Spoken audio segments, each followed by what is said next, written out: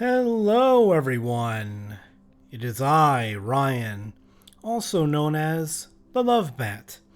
And so here I am back yet again, once again, one more time, all around the world, to just go ahead and show off yet another Magic the Gathering draft video here, with the new Dominaria format, is what I believe is how you pronounce it. So Dominaria, I don't know too much about it. Obviously, it's going to be quite a bit different from the Baldur's Gate set, which had some reprints from the Adventures in the Forgotten Realms set from about a year and a half ago. I can't remember quite how long ago it was, but it was a set back in 2021 for Adventures in the Forgotten Realms.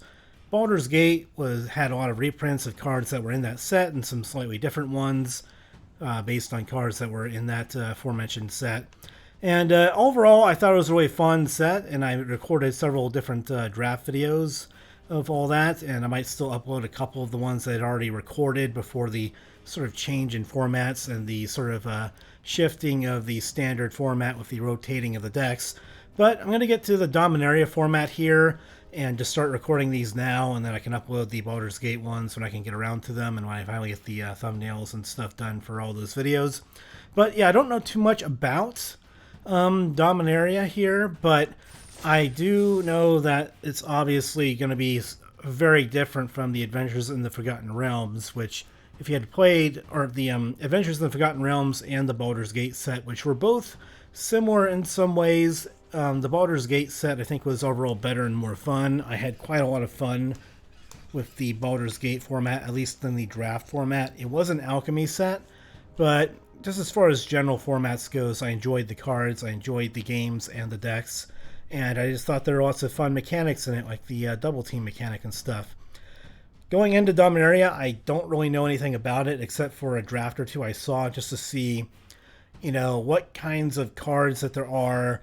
What kinds of general things can you expect as far as reading the cards and mechanics that are introduced and things like that. So that way, going in, I can know, okay, so there are going to be, again, new mechanics and stuff on the cards. So just did that just real quick just to see, what I can kind of expect. I don't know much about the cards, though. I didn't really read through the set as far as all the individual cards and what the sort of strong cards are, what the synergies might be and all that kind of stuff. So this will be somewhat not totally blind, but it's definitely going to be something to where I am very, very new to all this, and it will be lots of reading the cards, and it would also be sort of just lots of getting to get used to the cards and what kinds of deck kind of ideas I could try going for and the color combinations and things like that. So anywho, let's not tarry about any longer, and let's go ahead and get going and dive on in just the first draft, and just going to learn the cards by drafting, reading, and picking. So let's see, Golden Argosy, a vehicle whenever it attacks, exile each creature that crewed it this turn, return to the battlefield. Okay, so this is something that looks like it could be good for into the battlefield effects. Would have been pretty good in the Baldur's Gate format with all the into the battlefield type effects decks that you can make in that one. So that could be interesting build around. The Gem of the Fountain for 4 flying. Whenever you cast a sorcery spell, you can get a benefit to it. 4/4 flying for 6 mana is okay, but not great. But the secondary effects, you can get some decent secondary effects, I guess. Yeah, so I guess you can technically save it from removal because you can exile it and then return it to the battlefield. So you can potentially save it from removal if you have another spell in hand, like an instant or sorcery. Cat Warrior, whenever it becomes tapped, will +1/+1 counter on each creature control. Okay, I'm going to go ahead and just take this. It looks like a solid 4/4. I can go and put a +1/+1 counter on creatures, and green and white is probably a decent color type. I didn't really have a chance to read any of the cards there, so forgive me. This looks interesting. Add 1 mana of any color. Activate only once each turn. So this can fix as well as be a blocker in the early game. Just kind of notice that out of the blue. A store, Bearer of Blades. This is another warrior card that would go decently with the Cat Warrior that we got. So maybe there's a warrior deck in this kind of archetype where we can maybe splash for the other one. Whenever it enters the battlefield, top 7 cards, reveal an equipment or vehicle card. Okay. The rest in the bottom of your library. Equipment you control have equipped 1. Oh, okay. Well, let's go ahead and take the Astor here. If we wheel that rare vehicle that we passed before, which might happen, then that would go very well in the same deck as Astor. And plus the 4 mana 4/4 is actually pretty strong on its own. What else could we hope to wheel? Let's see, Human Cleric. When it becomes tapped, gain 1 life and scry 1. Alright, that's decent. Got 1 picker, discard a card so you can loot with that one. And then we have the Mana Fixer down there, which might be decent in a lot of decks. So what's this? We have red-white, and 3/3 Vigilance and Trample by itself is good, and it goes well if we can get +1/+1 counters on it with this thing. So whenever it attacks, all of the attacking creatures you control get +1/+1 until end of turn. Okay, other red attacking creatures you control gain Trample. Untap each other white attacking creature you control. Okay. So this looks like it has some decent synergy. It's not a warrior, but I'm not sure if there's going to be any warrior-specific synergies just yet. But we might be able to go 3-color, maybe splash the Tsar with the green mana, and just kind of make a nice little mid-range aggressive type deck with this kind of thing. We can attack in with our strong 4-drops and 5-drops Phalanx. Spell cost 1. Okay, so you can make it cheaper with like creature tokens and stuff maybe. War Leech looks like it was a ... card for power and toughness, so maybe you have ways to make it really big and strong. Cult Conscript, and there's a battlefield tapped, and it's a 1-drop, and you can return it to the graveyard to the battlefield. Okay, so this is something where you can get it back and get lots of value off of it and trade and maybe chump block with it to buy yourself time and just maybe take advantage of sacrifice synergies. Green Elf with Kicker and red, which is pretty good, and it's 3/2 Trample baseline for 2 mana. I'm going to select this. Whenever it enters the battlefield, if it was kicked, it gets +1/+1 and gains haste. Alright, so 3/2 with Trample, that's only 2 mana green. That by itself is very good, and it kind of can fit in here a little bit. This is Kicker in red, and then if it's kicked, you can get Trample. Well, I think it's worth it just to take this, and it has a good kicker effect in red. So if we can go 3-color like with this kind of land right here, then I think we could do really good. So maybe not a good idea to put myself into 3-color right away, but considering the fact that it seems like there's lots of sort of dual lands in this set, or what it can see from the packs here, that dual lands might be able to help us splash for any number of colors here and going like a 3-color deck where you can just get lots of aggression in there.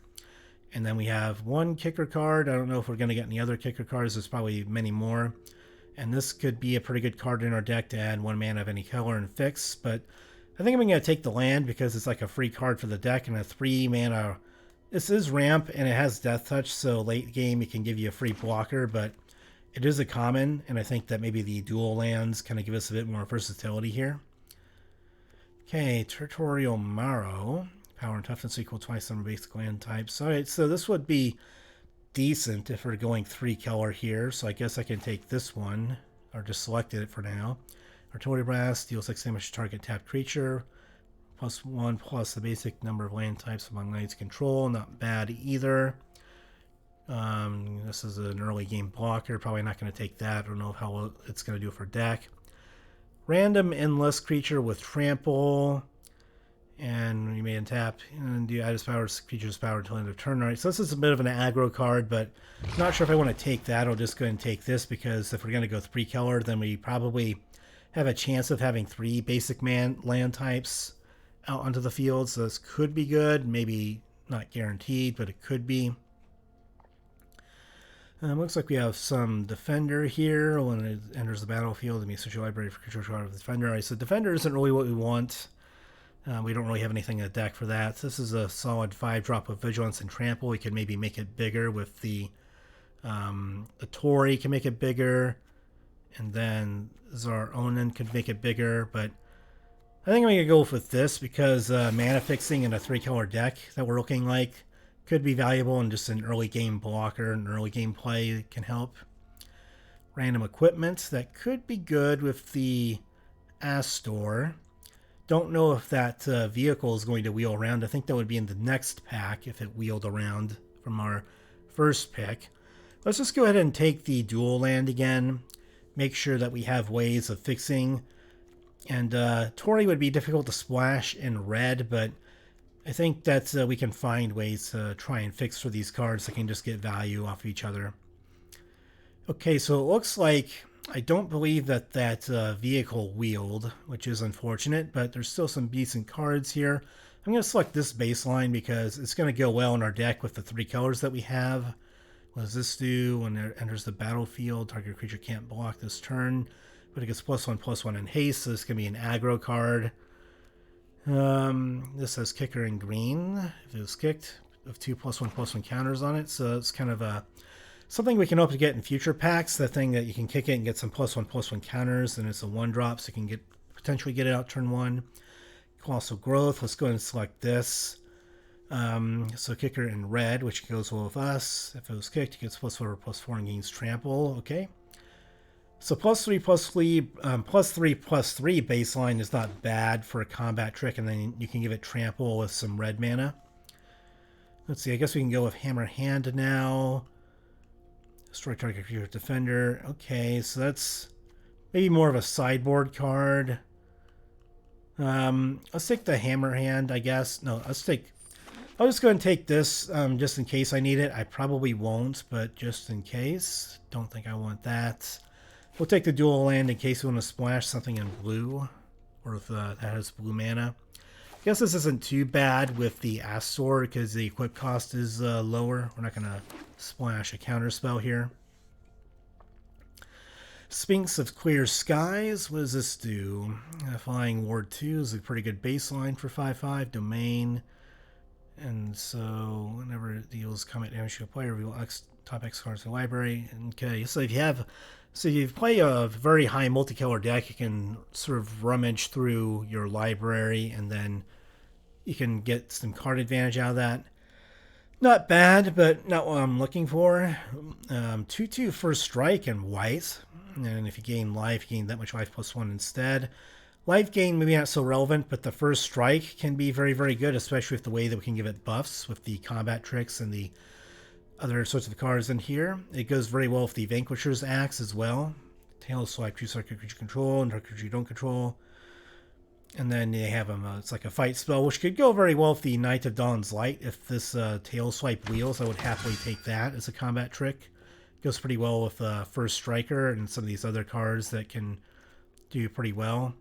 If we get a creature with lifelink, then Fight Spell can do pretty well for itself too. This is Kicker in blue or black. There's battlefield, deal 3 cards for each time it was kicked. And then creature cards in your graveyard. Alright, so it's sort of like a mill deck kind of idea. It has a big build around. It's not what we're going for. What's this do? Elf Wizard. Whenever it enters the battlefield, if it was kicked, create a token as a copy of target creature control. Okay, so that could be good, but some of our creatures are already legendary, so maybe not the best card for our deck, just because a 3-mana 3/2 isn't all that great. So we would need like a really strong creature that's oh, Lightning Strike. I noticed this down here, red removal. I think that'll be pretty good in our deck. So let's just go and take that in and have time to read all the other cards. We're not splashing in black, so I'm not going to take any of those. What about these? Kicker black, creatures control +2/+1 until end of turn. If it was kicked, whenever creature control dies, or you can draw a card, temporary lockdown. Exile target mana down to 2 or less until it leaves the battlefield. So this is a semi-removal spell. I guess I'll select that and then see what this is. Elf Noble. Power and toughness are equal number of creatures you control. One number of creature tokens will be created on your control. This can split plus. Alright, so let's go ahead and take this. We could end up gaining potentially. I know that white sometimes has creature token generation.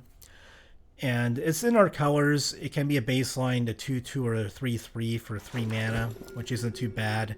And then we do have some smaller creatures that we can get out here as well that can potentially do some stuff for us. Prayer Binding, what's this? Exile, okay, so this is a removal spell. Exile up to 1 target non-land permanent upon controls until you use the battlefield. You gain 2 life. Alright, so this goes somewhat okay with, what was it? There's a thing that gained life or something like that. Which one was it? Knight of Dawn's Light, so you gain +1 instead. Okay.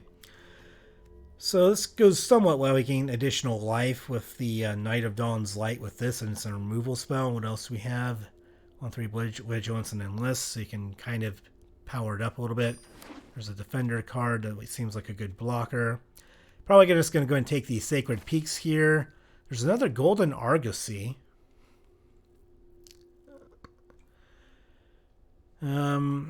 What does this do? What does that thing do? Equipment you control have 1 vehicles. You have crew 1. Okay, so yeah, I'm not exactly sure if we have anything that really goes off of the Argosy. So Heroic Charge. This is supposed to okay. So we saw that one before. Combat Trick deals 5 damage to target creature or planeswalker. I mean, it's a good removal spell, but it is expensive, and we do need fixing if we're going to go 3 colors, so I'm just okay taking the land there. Let's see, a 2-mana 2/2 with kicker and green, so if it enters the battlefield, it's kicked. Okay, so 2/2, and then if you kick it for 1 more mana, then you can go ahead and give something +1/+1, which we could do on maybe our first striker, or maybe a bigger creature, or something like that. And this is like a rummage effect, where you can discard 1 and draw 2. 2/5 Enlist, so you can power it up with other creatures that have high power. If I'm understanding Enlist correctly anyway, you can just go ahead and power up a creature. And then you add to this thing's power and make it a more powerful attacker for the price of tapping 2 creatures, but you save the other creature from a block. Dragon Whelp, 2/3 flying, and you can pump it. It is a 2/3 flyer, 2/2 Enlist. And you can sacrifice it to destroy an artifact. I think this is going to be an okay 2-drop. You can enlist it. We can have it attack in, and we can have it maybe trade with other creatures based on something else pumping it. 1/1 kicker 2 haste. Kicker with 3 mana, I guess, in green. If it was kicked, put 2+1/+1 counters on it. So let's do this. You can also pump it, and then maybe we can do Enlist with the 2/2 creature that we just got. And get in there for some damage and trade off. Furious Bellow, what does this do? +3/+1 and gains first strike. Not bad, and you scry 1. You can block this turn, it has haste. I think that first strike can be semi-removal because you attack in. Enlist would be good here too.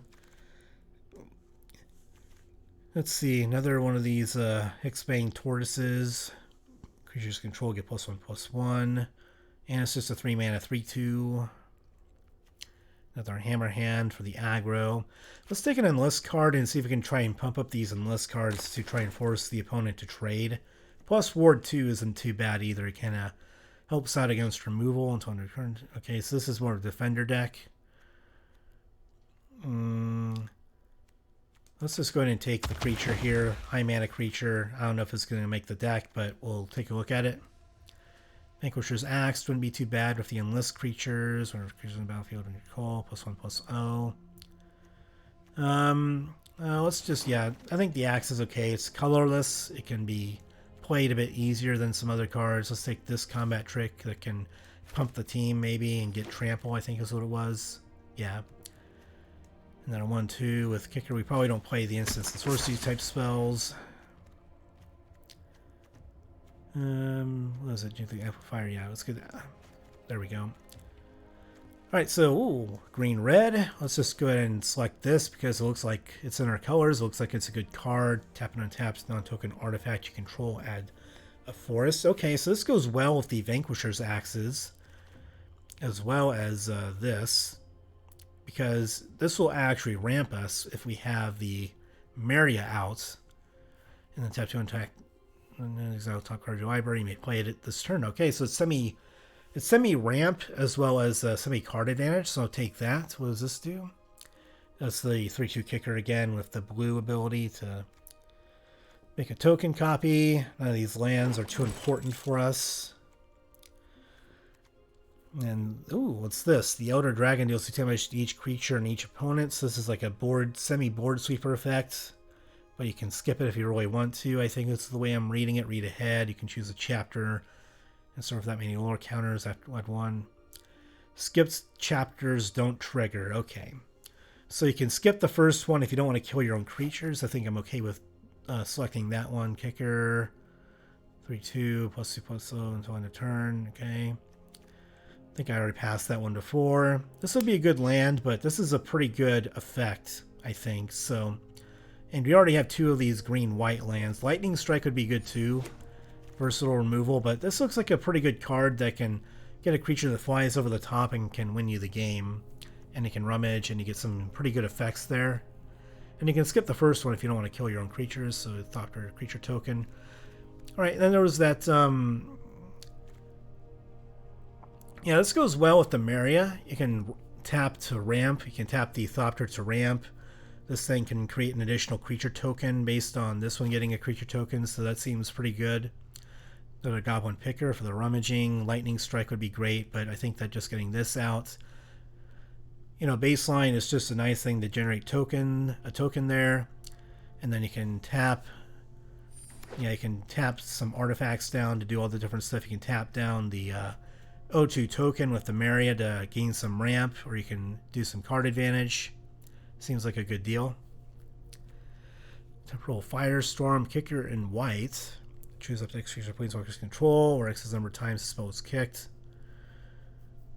Just runs phase out, and then it deals 5 damage to each creature on Planeswalker, so you can save 1 or 2 creatures depending on how many times you kick it and do it as like a board sweeper effect. Probably not what I want. Tap 2 target creatures, and they get +2/+2. This is a good. This has a creature token generation, so this goes well with the Maria. So we can just generate a token with it and be happy about that. That's kind of a 2-for-1 kind of card. Another one of these we can kick and get it into the field as a 3/3 creature with haste, and we can pump it later on as well. There's anything here that generates like a creature token of some kind, Captain's Call. Alright, so this can generate creature tokens. Let's go ahead and get that. I think would be better. We already have plenty of like 1-drops and 2-drops to kind of get onto the field. So let's go ahead and get this that can make some creature tokens for the Maria, or not the Maria, but for the Queen, Eleanor. Yeah, I think the Maria, I was misremembering this card as being the Queen Olano. And the Queen Olano is the one that does the token generation buffs here. So, and can get even bigger with the creature tokens. So, what does this do? It was kicked. Each player sacrifices creature. Another the War Leech again. Let's just go ahead and take random. Yeah, I think the Death Toucher with some fixing and ramp is okay for us. Let's see, what does this do? When you ever cast an instant or sorcery spell, each opponent loses 1 life. I'll select this. It's just an uncommon for the vault. What do these things do? And throw all the put. Okay, so this is steal and stack type effect. Cavalier. Oh, let's do another Cavalier. This makes a another creature token, so I think that's pretty good for us. And it has enlist, so we can kind of make it a little bit bigger using creature tokens and things like that. All right, so this is a great one to get on the wheel here. It's not necessarily a wheel. I think we have to go 1 more pick to wheel from our first pack, for our first pick in this pack, I mean. But yeah, this is going to be good with the token generation that we have now, and it's going to be a very good card on its own to be probably a 3/3 in most situations, if not bigger. What does this do? Add 1 mana of any color, so it can fix. It scries. Can kind of be a free card for the deck. I'll go ahead and take that. What does this do? Okay, it gets +1/+1 whenever another creature enters the battlefield. It would be good with token effects, but I think I'm just going to take the land that can go ahead and fix our mana a little bit. What does this do? We can pump it. And it has Menace, so interesting. And then this is the kicker. I'll just go ahead and take the uncommon for the vault. I don't think I'm playing the Flowstone Caillou. Got 1 picker for the rummaging. Colossal Growth, I guess we'll consider that one. I guess we're not going to play any of these. I'll just take the other axe just in case I want to consider it in the deck building here. Another one of these warrior cards. And a hammer hand. Okay. So it looks like I got this nice little mishmash of a 3-color green, red, and white, just getting in with creatures. A very creature-focused deck. I didn't end up with too much removal, but I ended up with good removal, so yeah, this is going to be, again, a bit of a mishmash as far as colors go. Do I have any reason to have some blue mana here? Is there a kicker spell that I have with blue kicker? I think that we passed on the ones that have blue kicker on them. Yeah, I don't think that we took any of them. Okay, so let's go ahead and take this out. Just make our mana base a bit better for the curve so we don't have as many tapped lands going around. Alright, so we have 4 dual lands, and then this can go and fix for some mana as well if we potentially need it, and it scries, so I think that's also a good pickup. So let's see. 9, 12, 13, 14, 15, 16, 17. I don't know if we're going to be a 17 land deck. At least I don't think I'm going to be a 17 land deck. I think I'm going to go with just 4, 4, 3 probably. Don't think that this is going to be good enough here. And then I think that 16 lands is probably good. We have lots of fixing here. And then we also have the Gardener to ramp and fix. Then we also have this can also ramp and fix with some of the non-token artifacts.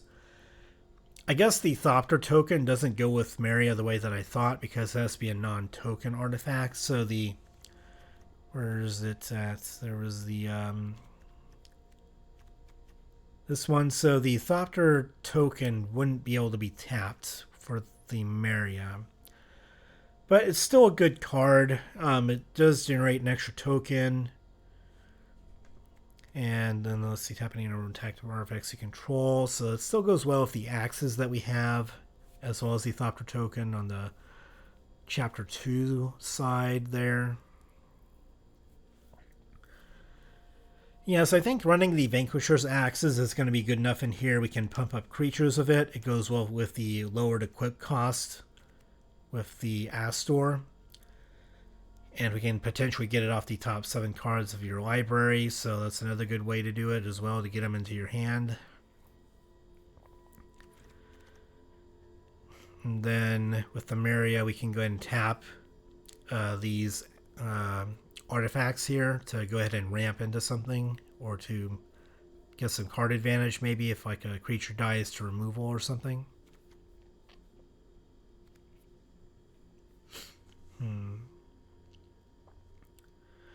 Don't know if I'm going to play Smash to Dust.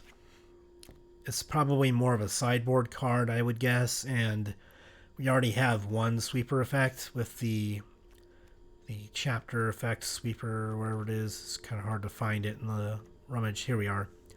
The Elder Dragon War can already do a similar thing, and we can skip it if we really want to. So we can do like a little board sweeper action there, whereas this only deals 1 damage. Even though it doesn't hurt our creatures, 1 damage doesn't... like, it's a very specialized spell. It's more of a sideboard card where if the opponent has an aggro deck with lots of 2/1 or 3/1 creatures, then maybe it's going to be useful. Or if they have lots of artifacts as well, then again it could be useful as a sideboard card. So let's see what else we want to get rid of. This is a decent combat trick. Lightning Strike is obviously really good removal, and it can hit the face if we need to get in there and kill the opponent right away. This can do well with Enlist and dealing with artifacts, which is probably a better way to deal with it than Smash to Dust, because at least this is a creature that can get in there and attack. Let's see what else.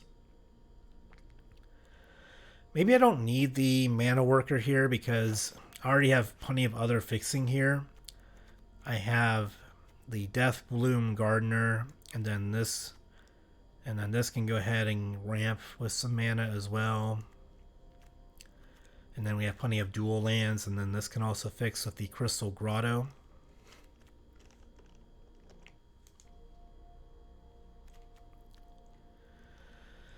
So I guess let me check how many sources of different mana I have. So this is 1, 2, 3, 4, 5, 6, 7, 8, and then 9 sources of white mana. 1, 2, 3, 4, 5, 6, 7, 8 red mana, and then with green I have 1, 2, 3, 4, 5, 6, 7, 8, and then 9 technically, though this requires green mana to get out. But if I end up needing more green to go and play out 2 green spells in a turn, then I have it if I need it. Is there any double green with kicker in here? Let me double check. I have kicker with red and green here. So these green spells have red kicker, but we don't have double green with kicker, I don't believe. Yeah, so no kicker that makes anything double green. We have some double whites, and then we have kicker with red. Maybe this isn't really necessary. Gaining trample is quite good to get in there to try and win it, and it is instant speed, which does make it very relevant. But the kicker cost is what would be the only reason to play it, so you can get trample and then attack in over the top, and then their opponent might just be dead. I mean, that is relevant, and you can also use Heroic Charge with Enlist cards as well to go ahead and give a creature +2/+1, and then you can get trample on the creature that you want to attack in with, and you can just do Enlist to go ahead and make them even bigger and have trample.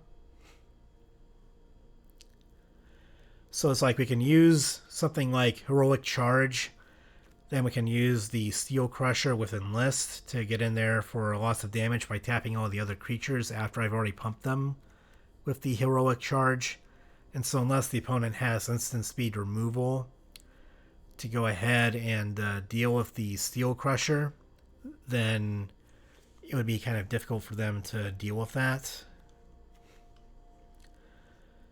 Maybe this thing with Warden Enlist might be better though, because then the removal aspect to try and get rid of it would be much harder after a combat trick Heroic Charge to pump up creatures and then do the Enlist thing to tap a bunch of other creatures to go ahead and get in there with it and have trample. It says you may tap a non-attacking creature you control without summoning sickness. So is that limited to one creature? It doesn't necessarily say that it's limited to one creature per turn. So it makes me think that you can tap more than one non-attacking creature you control that doesn't have summoning sickness or whatever. So like you can tap down like 2 or 3 creatures and then power this up and attack in with it, which means that if you get it like Heroic Charge value with the trample, or other ways to get it +1/+1 counters, or maybe you can have the Vanquisher's Axe on a different creature and do the Enlist and attack in with this.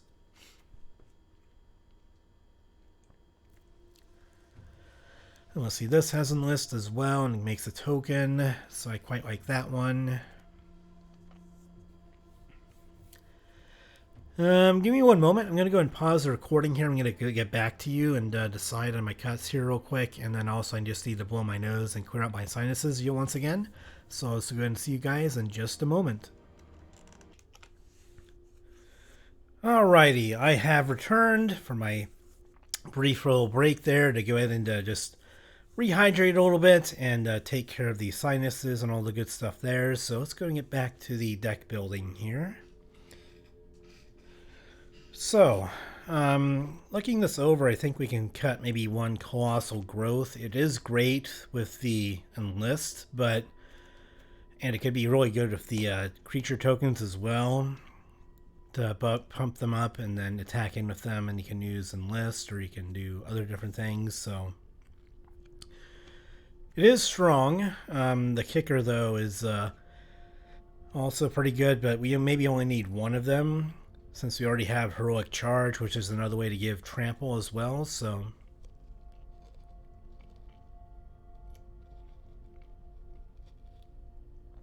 let's see. Sort Ogenin, is it good enough for 5 mana?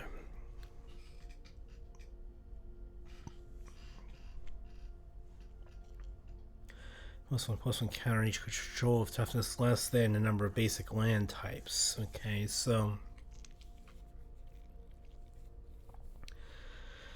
So I guess this actually goes really well in our deck because we have lots of token generation. We have some 3 mana 2/2s with toughness less than. Okay, so we have... Let's see how many cards that would benefit from the +1/+1 counter on each creature. So we have this one, if it isn't kicked, can get the +1/+1 counter. Something that's equipped with the axe can still get the counters. And then this one can get if we don't put the counter on the Juniper. This can get the counter, which would be pretty good. Let's see, and then so let's count them up. This could be 1 conditionally. I guess we'll do 1, 2, 3, 4, 5 because it's 2 toughness, 6, 7, 8, 9.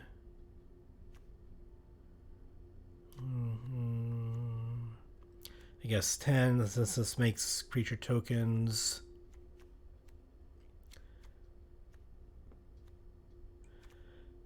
So we have about 10 cards that we could feasibly get the benefit from for Zar-Ogenin. So this seems like a pretty good card to give lots of counters to buff the team, and they can make Heroic Charge even better down the line to give a bunch of creatures trample and go wide with it. So it seems like a pretty good card to keep for 5 mana. This could be a 6/6, which for 5 mana isn't too bad, but maybe it's just too conditional. We only have 3 basic land types, so the maximum we could have it is a 6/6.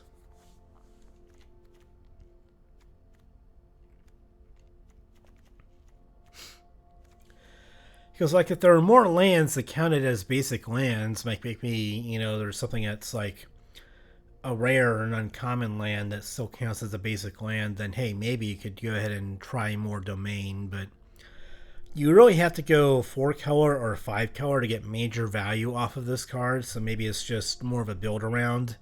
If you get more domain synergies that are more feasible to play in your deck, then maybe you can do this. But you really have to do like 5 color with lots of splashing other cards or paying kicker costs and other manas that you're not playing as the main color. So yeah, Territorial Mayo probably just doesn't work in our deck, where we want to go wide a bit more of the time with lots of creatures and lots of tokens. And then, you know, maybe doing kicker costs and different mana types and doing some ramp. The ramp, I think, is more for just getting other creatures onto the field. So if we do turn 3 this and a turn 4, then we can have maybe 5 mana total to play 2 creatures, 1 for 3 mana, 1 for 2 mana. That, or we could get out the Vanquisher's Axe and equip it and play a 2-drop on that turn. So there's lots of ways to ramp for us. We can do the Gardener. We can do the Maria value if we can go ahead and get maybe an axe onto the field. I wonder if we can go ahead and tap it while it's not, or while it's still equipped to a creature. I don't know if there's a stipulation on that. Because it's not a non-token artifact creature, it's just a non-token artifact. So I imagine if this is equipped, then you can still tap it while it's equipped to a creature. I don't think it changes a whole lot. At least not the way that I'm reading the Maria cards. So it's like, seems like you can do that. Final Cut. This is going to be good with creature tokens because a 4/1 with First Strike can block a lot of creatures. Let's go to removal. What would be the Final Cut? The chapter cards here are good enough where I'm okay keeping them. They get some good effects. This gets a creature and this gets a creature, so creatures are always good. And creatures make the Queen Alano bigger as well, so that seems like a good deal.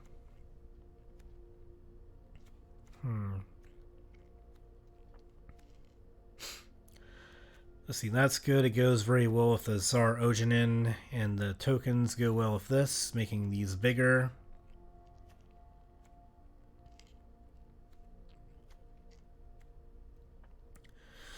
Astor is still good because we have some equipment to lower the equipment cost on, and the equipment go well with the Maria that we have. We don't have too many cards that go well with this, but a 4-mana 4/4 where we do have 2 of these Vanquisher's Axes is still a good deal, and the axes go very well with Enlist.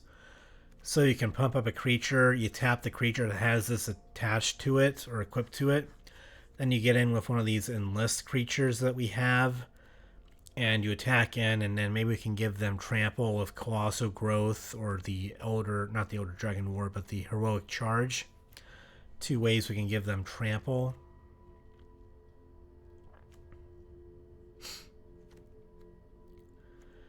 Yeah, this is a tough final cut. We could be just cutting the Vishano because it doesn't go well if these are Ogenin if we kick it.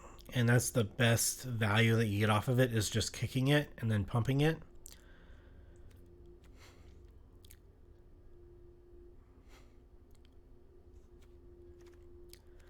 I mean, it is a 1-drop. You can still pump it after getting it onto the field, and it does end up getting more value with Queen Alano is just an extra creature onto the field. And we do want to make a creature heavy deck here, so I guess we have 15 plus Captain's Call, which makes a token, and we have more token generation in here. So it's more like...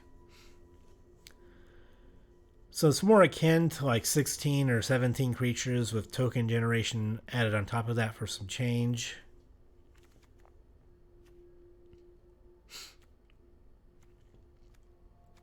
I mean, this still seems good. It's 4 mana. It is double red, and then you have the white on there. But I think that it's a good aggro card because it can pump the team just like the Heroic Charge can. And you can potentially stack this and Heroic Charge with the same attack. So you can just pump a bunch of creatures and get in there and going wide of tokens. And then you can untap white creatures to where if they don't get blocked, then you can have some creatures to block for you on your next turn. I guess this is also a way to give trample on its own to other red creatures, I guess. And we do have a decent number of red creatures.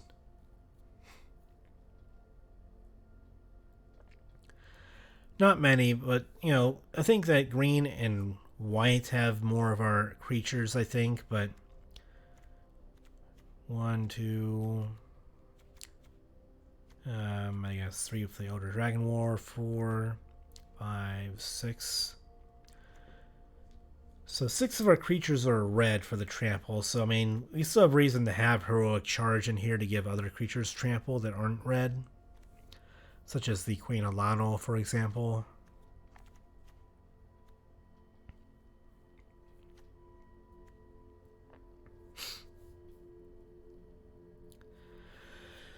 So the final chapter of this can turn an Axe into a 4/4 creature. It can turn the Thopter into a 4/4 creature.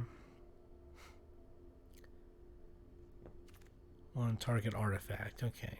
So we have 3 artifacts that we could go ahead and turn into the 4/4. That's not too bad, considering that artifacts, if you don't build around them, are kind of uncommon. But since this generates an artifact on its own, the 4/4 effect is still very strong. So, because you still have the Thopter token that's generated as part of doing this chapter, so...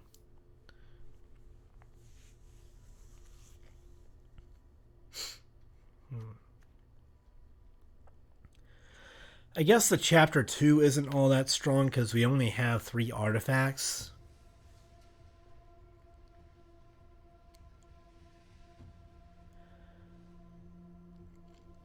Yeah, so it might be a... Makes a creature token, it does 1, and then if we're lucky 2 damage if we have the axes. And then it makes a 4/4 for 1 turn.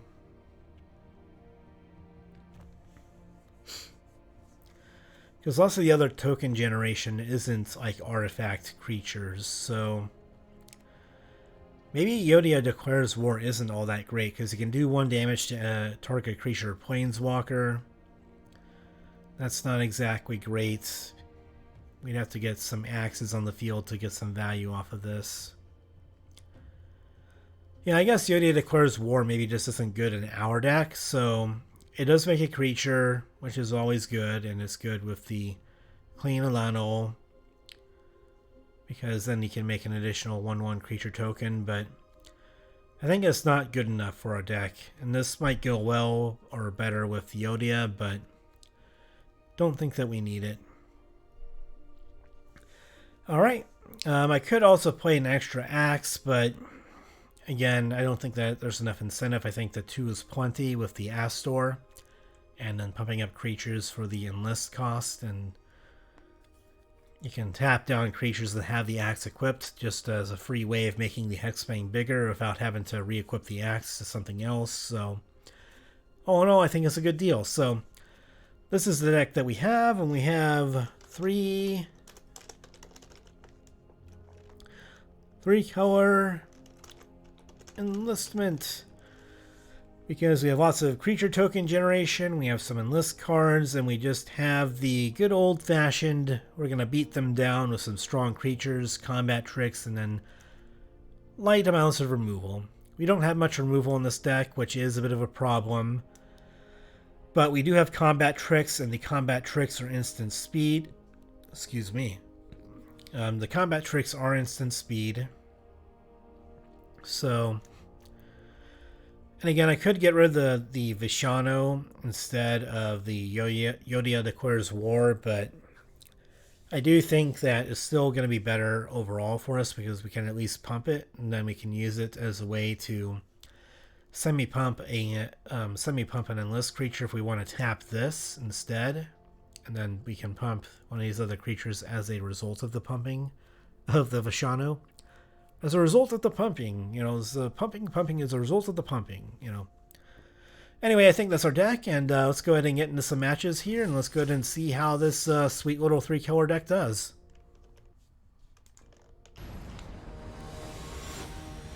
Alrighty, match 1. Let's see how we do.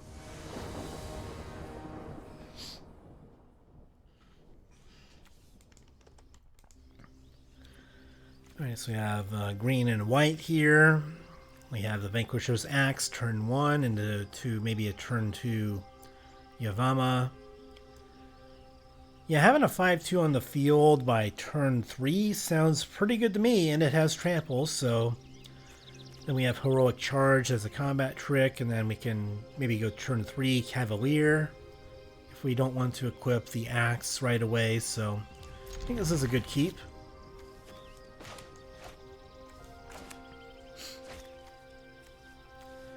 Then we can have turn 4 Captain's Call if we want to just make a bunch of creature tokens and go wide on them. And then we can do Heroic Charge plus Axe on turn 5, maybe. So, let's see.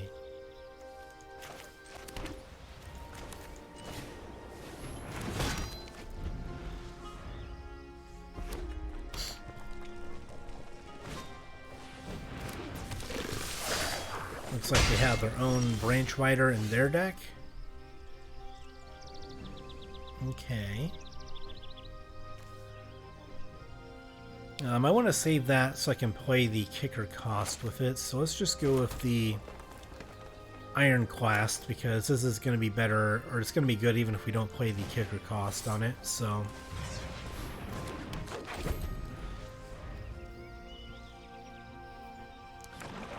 Yeah, because +1/+1 in haste, that's only a 1-turn benefit, so it does get removed, but we do draw some land here, so... But it does enter the battlefield tapped. I think I want a 3/3 creature out instead. We can do this next turn, or we can kick this and make it a 3/3. I think a 3/3 is going to be better. If they have more of these Flowstone infusions, then we can at least make sure that the Juniper doesn't die to it.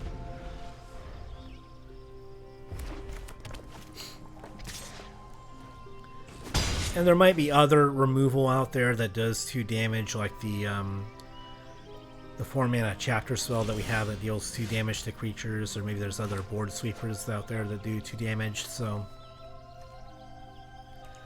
Let's go ahead and do the kicker with this. Get a 3/3 on the field that can block their creature. If they attack in, I have to assume that they have a combat trick of some kind, or they want to go ahead and pump this and trade.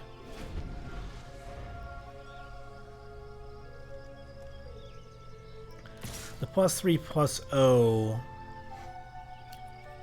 and first strike combat trick could be a free trade for them if they wanted it. It's only 1 damage, so I'm just going to let them keep getting in here as long as they don't play all that much. Okay. And we get our own red mana here. Interesting. So now I can pay the kicker cost for this if I can get 1 more mana out, or I guess we would need 3 more mana out, so, or 2 more mana with this on the field. I am getting tripped up over my words here.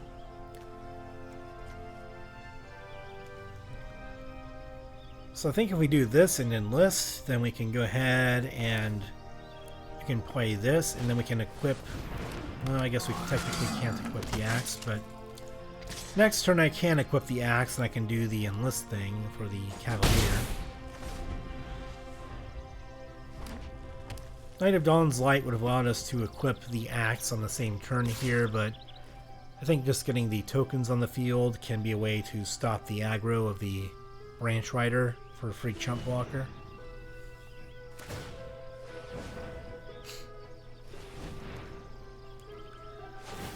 Looks like they're going to pump. Heroic Charge could come in the clutch here, because if we can get kicker and trample and get lots of tokens on the field, then we are going to be cooking with heat, and wow, this is going to be great. Really great.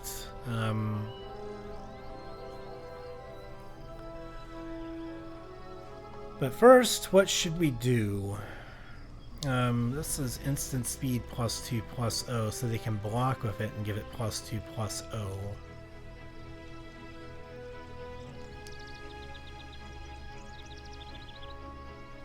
Yeah, I think we just play the queen. It would be, I guess, a 4/4 when it's on the field, I think.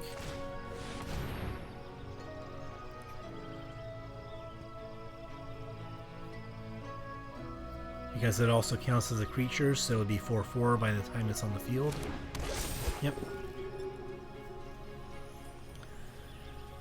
And so now I don't want to attack in just yet. I'll let them keep pumping the Dragon Whelp, but I want to keep my creatures alive for the Heroic Charge. If I can draw 2 lands in a row, then I can probably just win going wide on them with the Captain's Call, and Knight of Dawn's Light can also be pretty good here. If they have like that lightning bolt removal spell, then that's the one reason why we want to go ahead and keep our creatures alive, so that way the queen doesn't die to the lightning bolt, which does the 3 damage removal for 2 mana. Okay. So they can only pump one of these, so they can pump one of these 4 times, and then they get in there for 8 damage, so we're on a bit of a clock here. We are definitely on a clock.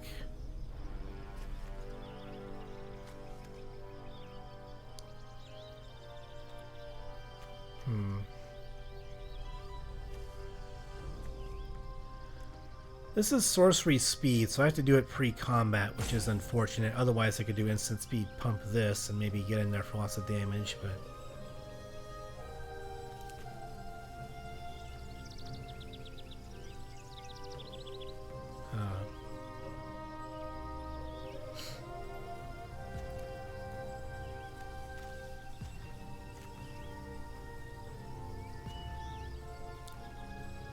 let's just go ahead and get the Captain's Call out pre-combat. I think that we can't really win the game, but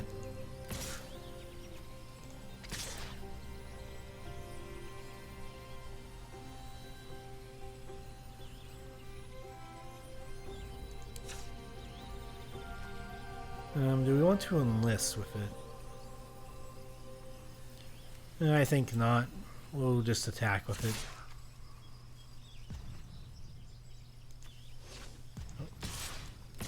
Let's attack in, and just we have to kind of do this. They're flying over the top, so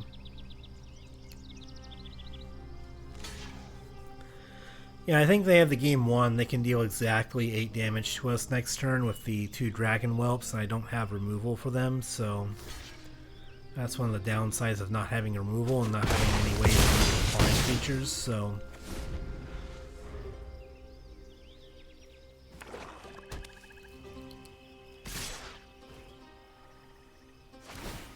Yep, and then they pump 4 times, and they get in for the win.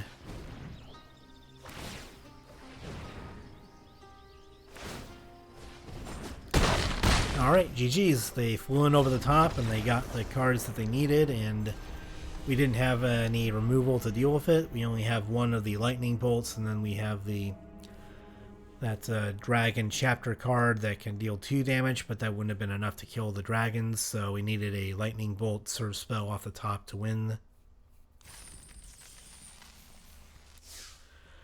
Alright, so let's go ahead and move on to the next game here. That was just kind of maybe just a bad matchup for us. We don't have much removal to deal with flying creatures, and we don't have anything in the way of reach, so one weakness of our deck, but we'll move on to the next game and see if we can go ahead and do a bit better next time.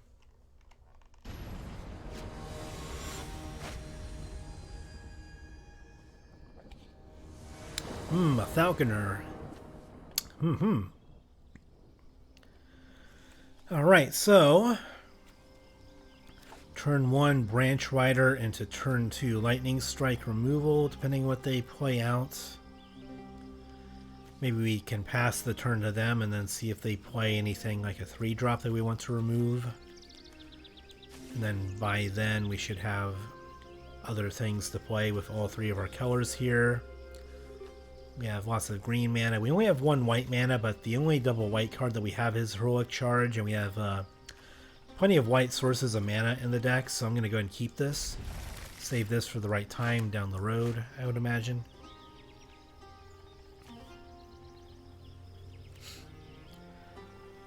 I guess the question is do I want to play this out with Kicker? Because I do have the Kicker mana for it right now.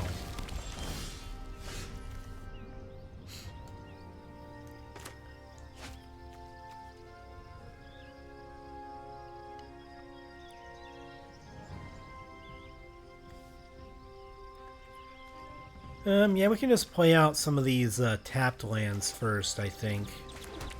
And then we'll just play the cards with the Kicker cost to make them better. It's going to be a bit of a slower start, but I'm okay with that. Doing 1 or 2 damage to them with the haste and attacking isn't really that big of a deal.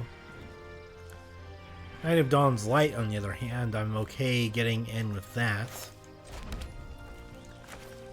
Let's do that. Turn 2, they could have removal for it, but if they do, there's not much I can do about that, so...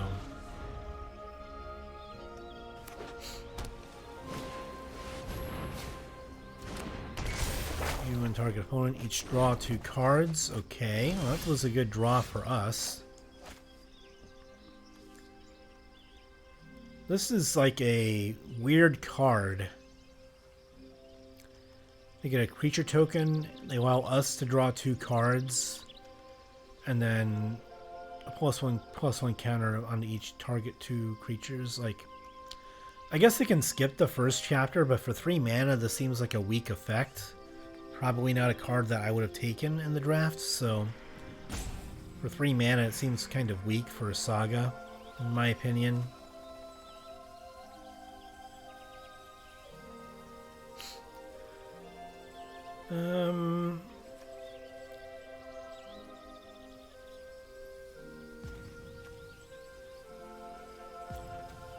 Yeah, let's go ahead and just put this on the field and scry. 1 mana of any color gets us double white, so I'm okay with that on the top. And then we can play this out for the Kicker cost.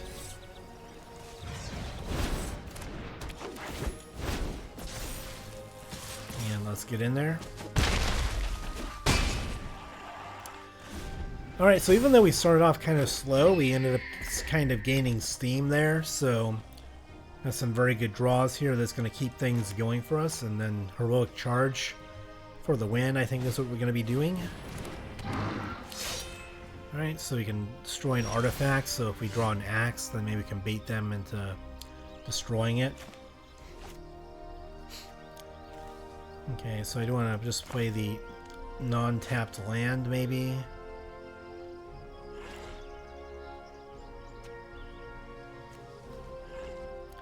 I went into the battlefield tapped, so let's go ahead and play this, then we can play Queen Alano.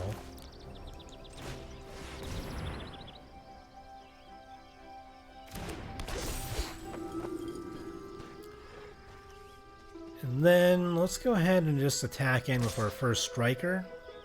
Well, they could block though and do a double block, so maybe I don't want to do that just yet.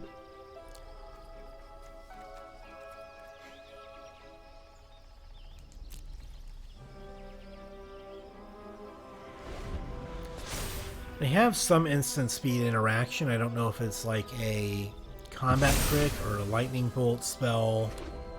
Lightning strike technically, but I just call it lightning bolt. 2 mana, 3 damage removal.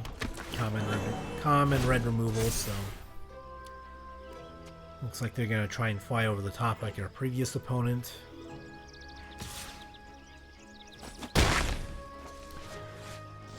Okay, so they have what seems like some 1 mana interaction here. I'm not sure what they could have. Don't know how many combat tricks there are for 1 mana in this format. Most of them seem like they're 2 mana or 3 mana. So we have 2 tapped lands here. I think that getting more red mana is probably more important than... Oh, I guess we have double white, so let's just get this out then.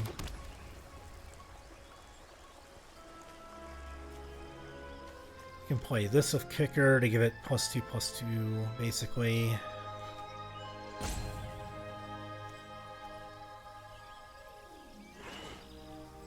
What I can also do is I can just use Lightning Strike to get rid of the Steel Crusher right now.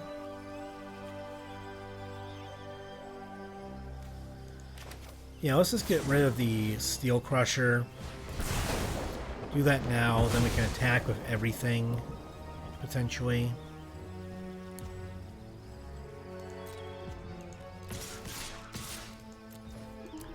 Let's do this.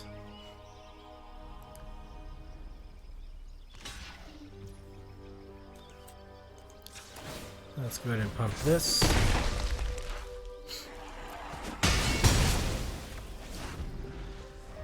Right, so Queen Alano does get a bit weaker here, but we get some of their creatures off the field, and we can still go ahead and get some more creatures out here next turn to get it even bigger again. Let's go ahead and play the untapped land here, and then we can do this kicked, as well as playing this to pump up the Queen Alano a little bit.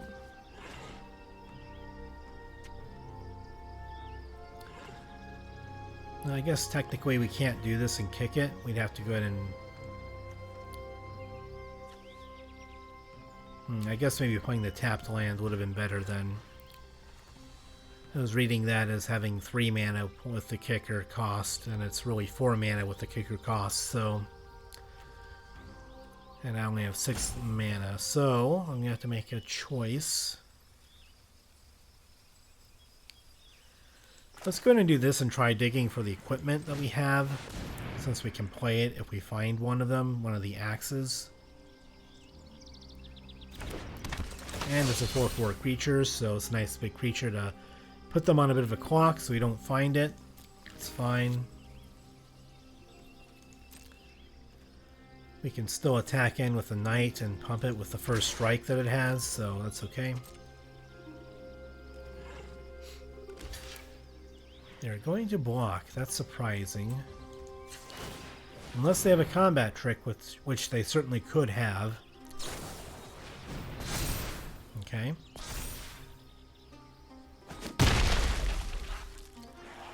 Well, at least I forced them to use it, so that's one thing. Forced them to use a combat trick, so now they have 1 less card in hand for all that.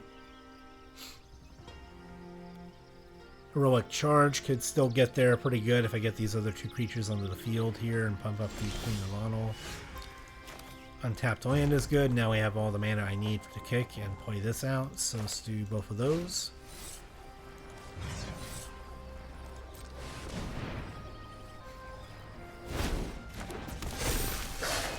Then let's play that out, make the Alano bigger. And let's force them to make a choice on their block here. That's an interesting choice because if it blocks the... If they block the Astor, alright, so they have another combat trick there, I guess, but if they block the Astor, then the Queen Alana gets smaller, so... But they need another creature or they're dead on board here, so... They might still be dead on board with the Heroic Charge having trample on it, so...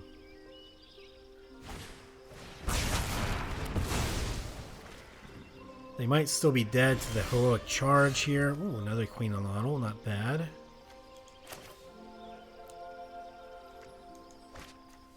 So, Heroic Charge, we can pay the kicker cost on it with the mana that we have right now. That'd be 6 mana in total.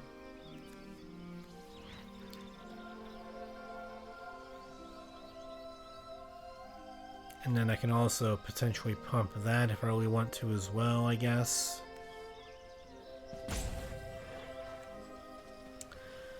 So 7, that would be 6 and 5 for 11 damage. They have 7 toughness. Yeah, let's get in there. Let's see what they block with here and see how they block first.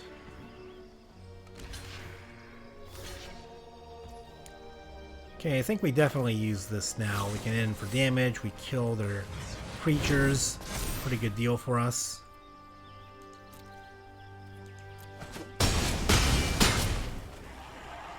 And we, I guess, get in for lethal because they didn't put all their toughness onto the blocking attempts, so I guess I calculated that pretty well. We ended up getting in for enough damage to just win it outright, so...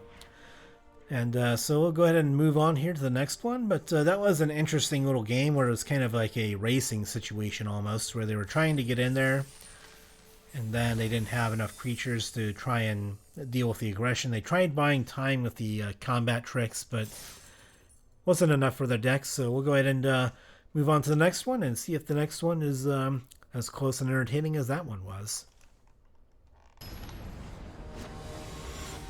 Seems that yet another opponent is ready and waiting right when we get into the matchmaking here, ready to go ahead and take us on, so... Alright, so we potentially have all 3 colors here. We have the Axe, turn 1, unless I want to do a tapped land on turn 1, so we have the Lightning Strike online for turn 2.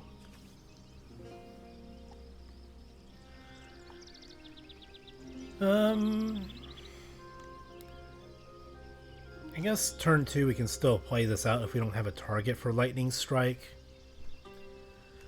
Yeah, I'm going to go and keep this. I'm just kind of debating what I want to do in my first turn here. I think that we just do the tapped land first so we have a better curve.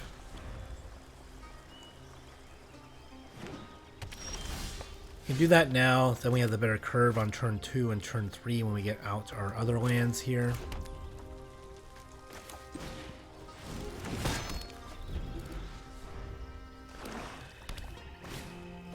So we can do turn 3 Cavalier, and then turn 4 we can save Lightning Strike for some removal, and maybe we can equip the Axe.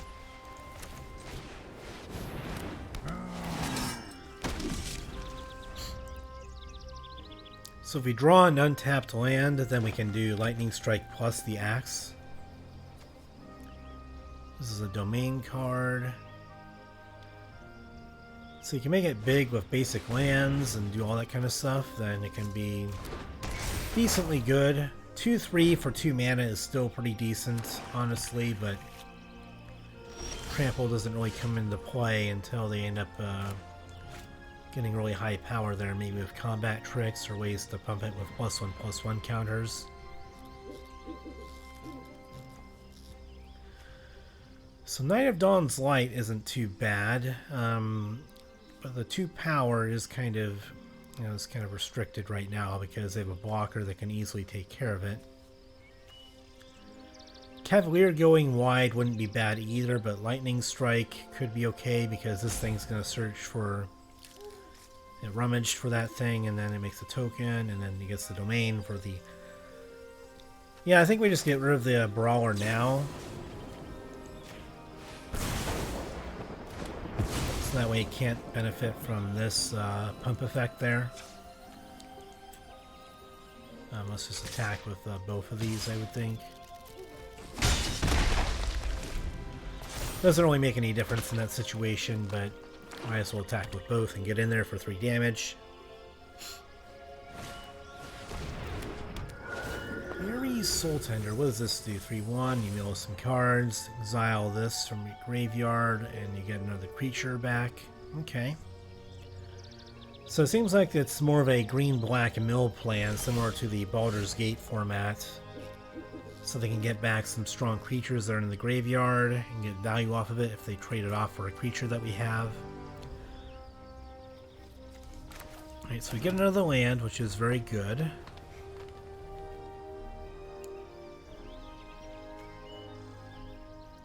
Don't think that attacking is in our best interest. I think we just go ahead and play the Knight of Dawn's Light, and then we equip it with the axe to make a very good blocker and attacker. 4-2 a first strike can block a lot of creatures here, even if it gets the pump effect. Okay, so they have the removal that they needed. Let's just go ahead and hold back for now. Kind of sucks that all these decks that we're going up against have the removal that they need in most of these situations, so that's kind of a bummer.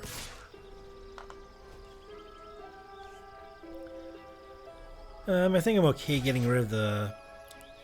do we want them to get something back to their hand, that was the question. They have some big cards. They have this thing that they can get back and then play next turn, and I don't have a way to deal with that right now, so...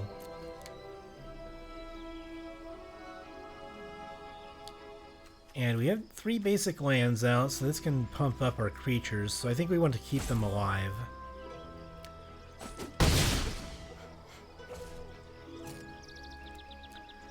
Yeah, because I want to play the Cavalier, then I want to play the Tsar Ojanen to get all my creatures pumped up, basically. Alright. So let's go ahead and play this. The next turn we can play Tsar Ojanen with all these creatures that we have out that benefit from it, and then... Let's go ahead and give this the axe and attack in with it, force them to chump block. And then I guess we can enlist with this to...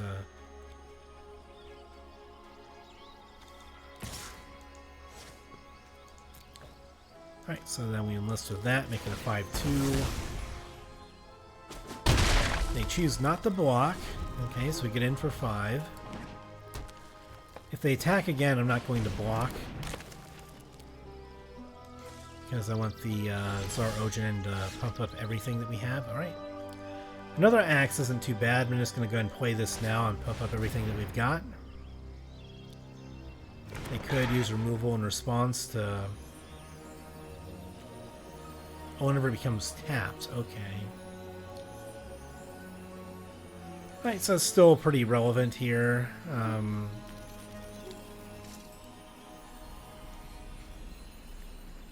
Yeah, so I could tap it with Enlist. That's actually pretty interesting.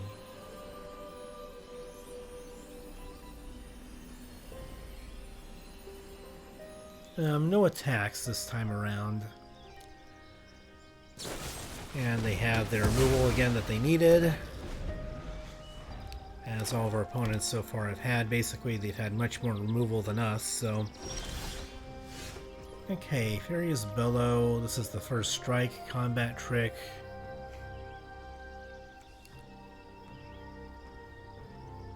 I think we can just play out an axe here, and then we can put maybe an axe on one of our 1/1 creatures.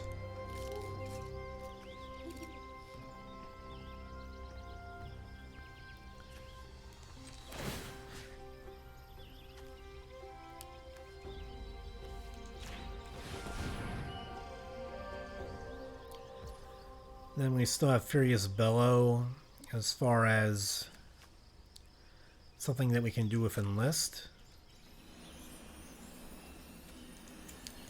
Oh, let's attack in with both of them. No. Undeclare. Let's do Enlist here. Let's do Enlist with both of these.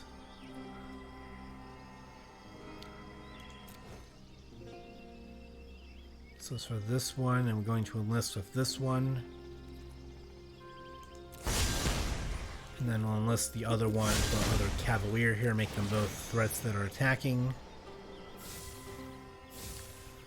And then we'll save the Furious Bellow for whatever creature that they try and kill with the block. Okay, so I think I want to go ahead and just... doesn't really matter which one that I save, but we'll go ahead and save the one that has the axe already equipped. That's going to be a good draw there, so I'm going to keep that.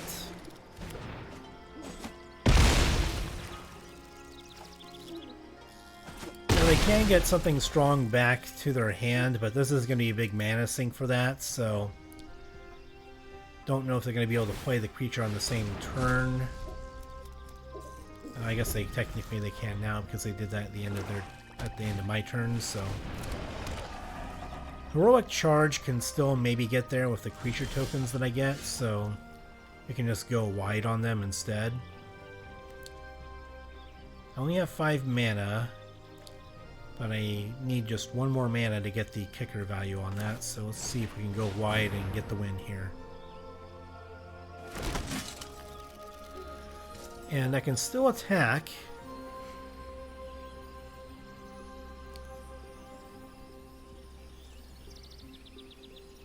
I think I want to attack in with the Cavalier because then it doesn't die. Yeah, it doesn't die to the 1/1 token, so let's attack in with that. Let's go ahead and enlist... let's enlist both of these. Oh. It's only 1. Okay, I'm understanding the mechanic better now. You can only enlist 1.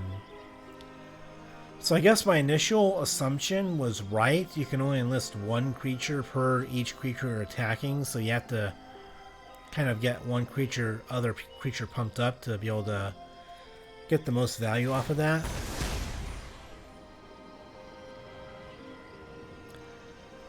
So I'm just kind of forcing them to either use removal or maybe a combat trick of some kind. Okay.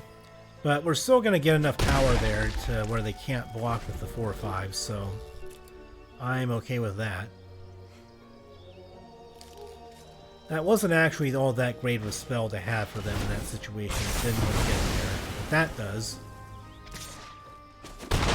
All creatures get -2/-2, so that was pretty bad for us, so let's scry 1 and see what we have. That might be able to get there. Plus, there can be 3/3, then +2/+1, and the axe might be able to get there.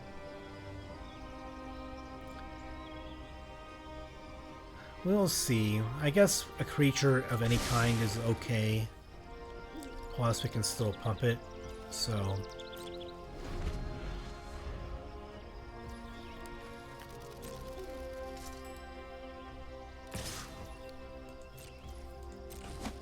yeah, that board sweeper really killed us there, because Heroic Charge would have been able to win the game there if they didn't have that, so that kind of sucks. All of my opponents are just getting all the removal in the set, so that would be 4 mana, then we can equip with the axe, and get in there for some damage, and then put them on a clock if they decide to attack again, so I think this is what we gotta do.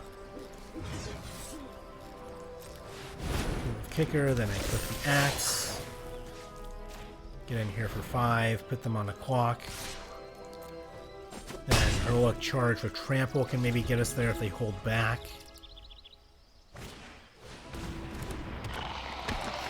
So they probably attack in here and they chump block with the Vivisector.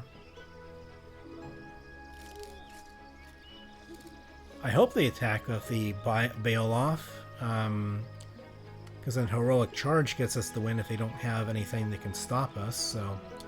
if they had removal, they probably would have used it there, I imagine, so... can't be blocked by creatures of power 2 or less. And enlist, okay, so... what do I want to do here? I mean, if I attack with the Branch Rider now, it could be giving away the fact that I have a combat trick of some kind, but I think I have to attack here and force them to trade or do something here, so... Okay, so I can pump. I think I'm going to just do the pump effect here and just trade it. Hope I can top deck something here.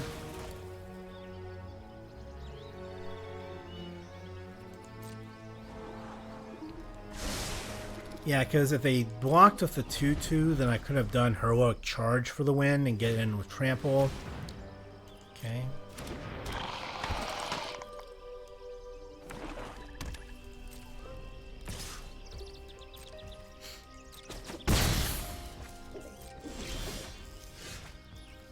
This sadly isn't all that great right now, but we might still be able to get in there because we have the axe to equip to it, so let's get it out there.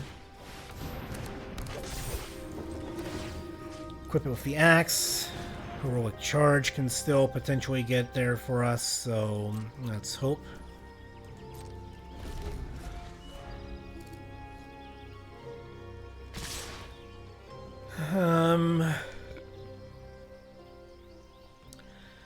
I mean, if they have a combat trick to pump one of their creatures, I think that we're just dead anyway, so I think we have to let them hit us.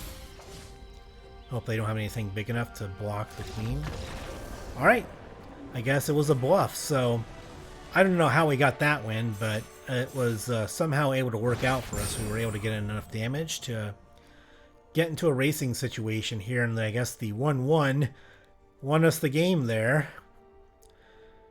I guess maybe they thought that we had something in our hand and that they just had to kind of bluff there. Maybe they had a land in their hand or something that was kind of useless for them. Yeah, so I don't know how we won that game. The opponent had the entire advantage on that, and you know, I guess at the end there, just the threat of trample with our Heroic Charge was kind of what got us there, because we could have won in many situations there, and they probably thought that if we were taking the damage, then we probably had something in hand that would allow us to win the game, so... Alright. Well, anyway, I guess enough of that opponent that we faced. They had a very good deck. It was probably a better deck than ours, and lots of great cards, but let's move on to the next match here and see what we go up against this time.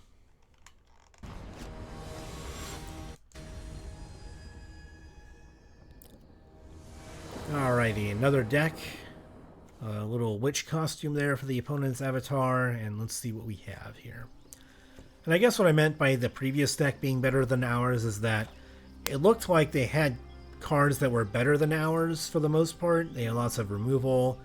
It was probably a more balanced deck that they had compared to ours, but I guess our synergies are kind of getting us there by just putting out a bunch of creatures, and then it's going to be hard for them to remove all of them if they don't have like a sweeper effect. And even the last opponent having a sweeper effect, they still lost to our token decks, so maybe you just need to keep on pumping out gas onto the field and then just outlast them, I guess. So, okay, so we have green and white. We don't have any red mana yet, but we have some green and white spells here. Turn 1 Axe, and then we can go ahead and get some tokens out with Clay and Alano, so I think I'll keep this.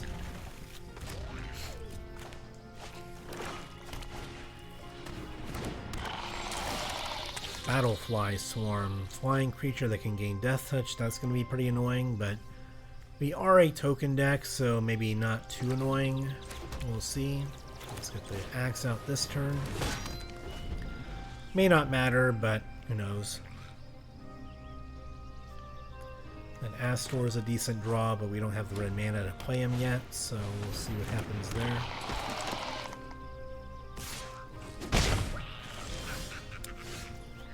Also, Growth can be a decent combat trick here, but again, no red mana for that. No red mana for the kicker for Colossal Growth. Kind of hurts because the trample is a pretty big deal for that card.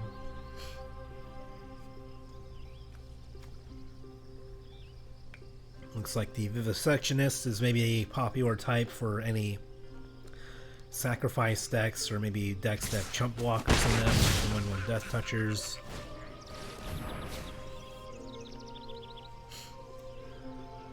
Okay, so they can sacrifice their 1/1 creature here, and they would probably be okay with that and force us to discard some things.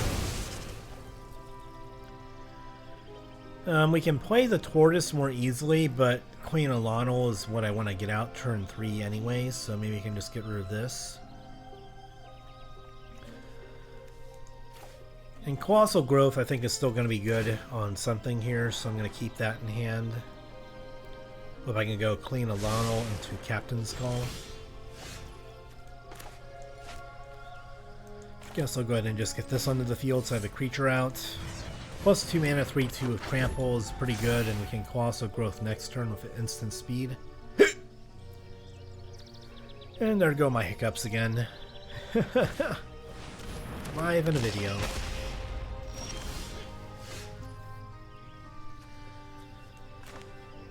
Okay, so we have a tapped land, we have a Defender card. I guess Colossal Growth would technically save our creature from dying against them if they block, or double block, I mean.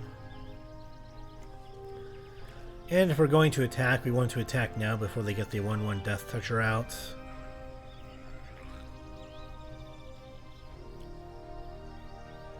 Non-land, non-token permanent, so we could sacrifice the axe if we wanted to. Okay, so let's get in there and attack and see how they block here.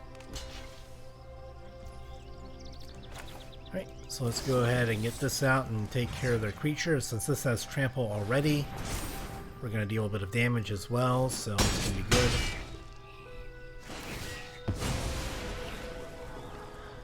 Just want to be able to attack in with my 3/2 before they get the 1/1 that can get Death Touch.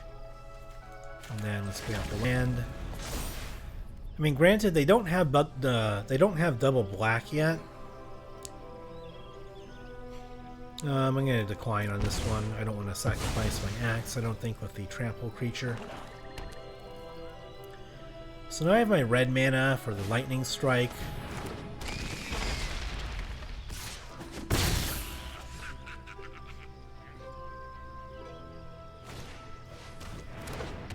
And now they have double black for the Battlefly Swarm, but I think we'll be okay.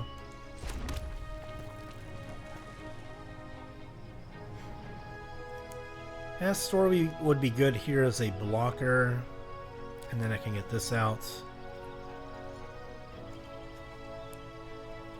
Yeah, I think Astor as a blocker is a bit better here, so we'll do this first and see if we can dig up the other axe.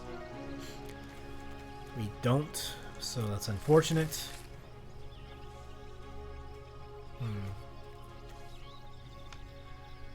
Do we attack?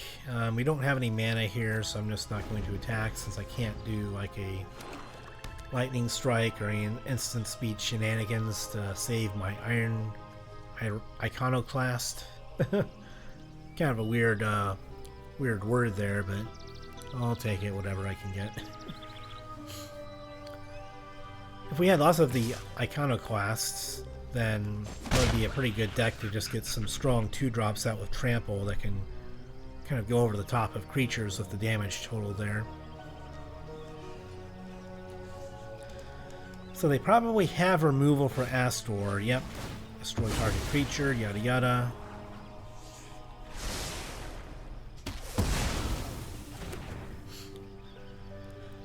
So it's like black-white sacrifice synergies with, again, all the removal that anyone could ever ask for. It seems like a removal-heavy deck, so... The Baldur's Gate format had lots of removal in it too, but this one seems like it has a lot of removal in it. Which doesn't really bode well for creature-focused decks like mine, unless you can go wide and curve out and all that, so... Let's go ahead and we can do... this, plus equip the axe if we really want to. They can't activate Death Touch on the Battlefly.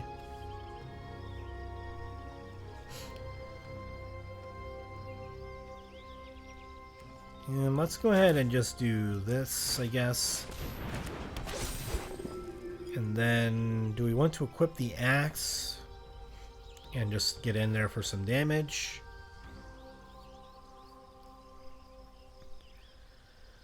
Yeah, I think it's worth doing it now while the Battlefly Swarm can't really do anything as far as the Death Touch goes. Let's just get in there for some damage and get rid of their creature. They only have one card left in hand, so they don't have a lot of action going for them, and they just have small creatures right now, so... Okay, so they're gonna get rid of that. That's okay. So now at this point, I think we have enough mana for both of these, so let's go ahead and do the Captain's Call, and then we'll do Lightning Strike on their turn.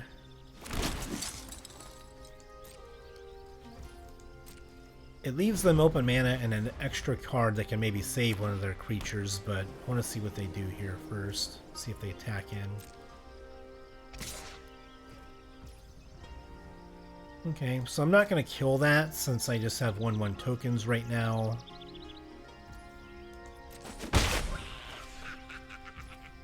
Okay, so now we're going to do the Lightning Strike and see if they do anything in response.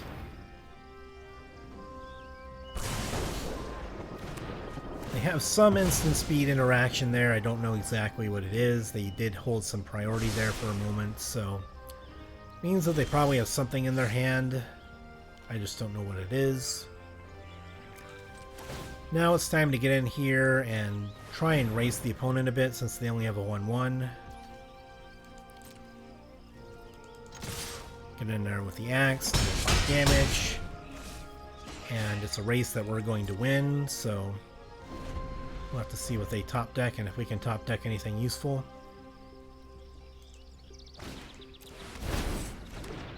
Looks like they have a pretty decent top deck there. If it was kick, each player sacrifices a creature. So they're going to sacrifice their 1/1. We'll sacrifice our 1/1. Add 1 mana of any color. Not too relevant here, but I'll take it, I guess. I guess we might want to attack in first and then play our 1/1. Let's force them to trade, then we can play the Gardener and then equip the other token. Play you. Equip you. And we'll leave the Mountain in our hand to make the opponent think that we might have like a 1 mana sorcery speed spell or something else in our hand or something like that.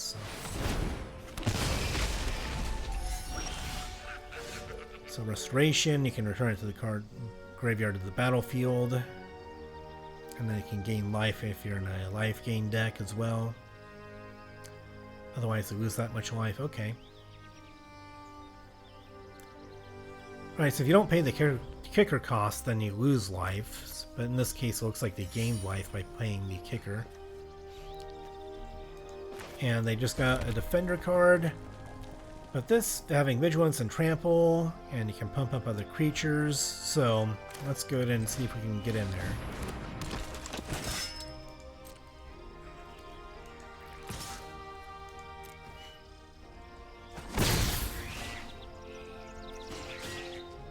Since that has Trample, I might want to give that the axe.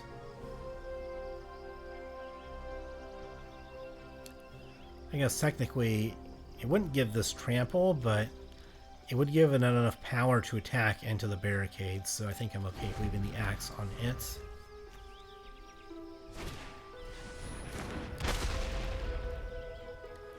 So they're going to try and slow us down. They can also tap a creature as well.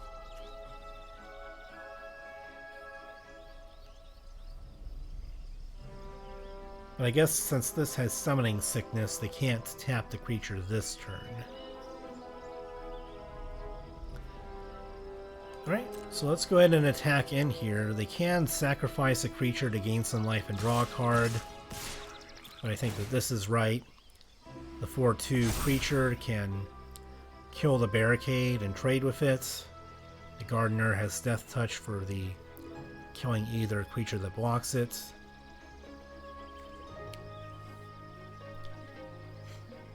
And then they can use the 2/4 to block this thing, but considering it has vigilance, we still have a blocker if they have like a haste creature or...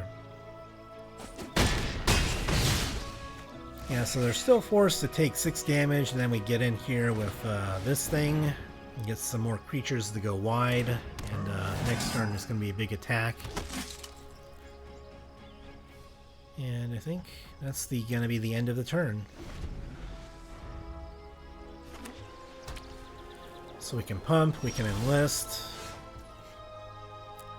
And that's for all other attacking creatures, so we might not want to have anyone that has enlist get in there. I think we just maybe want to attack everything and then pump them all up with the Tor Devani here. Or Tori Devenant. Okay, so they're going to tap him, but they lose a blocker. Which means now I can do good old enlist shenanigans. So let's attack in with the Death Toucher, and let's attack in with a 1/1, and then we're going to enlist with the Cavalier here.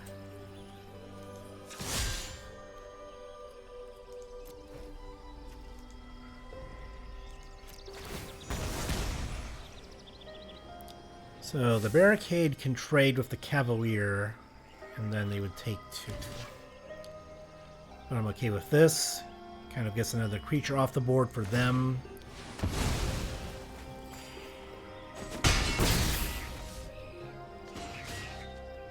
And then let's just go ahead and play out the land in case I have a kicker card that comes into play. And then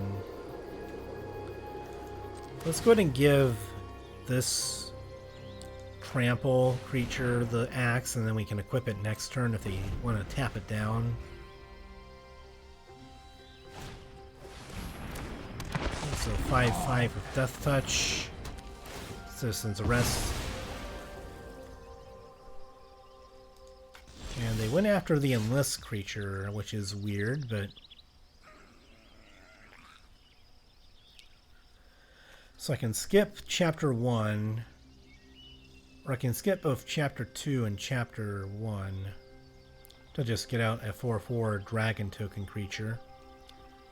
Probably what I would want to do. I can still attack in with more Death Toucher as well. Let's just go ahead and equip the axe here onto this guy.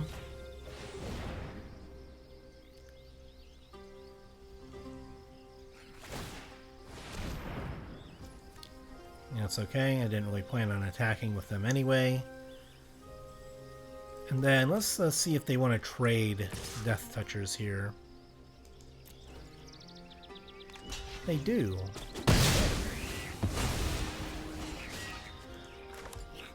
Now let's go ahead and play this thinger.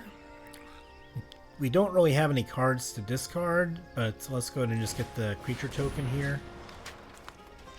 I think I want to go right to Chapter 3 and get the creature token.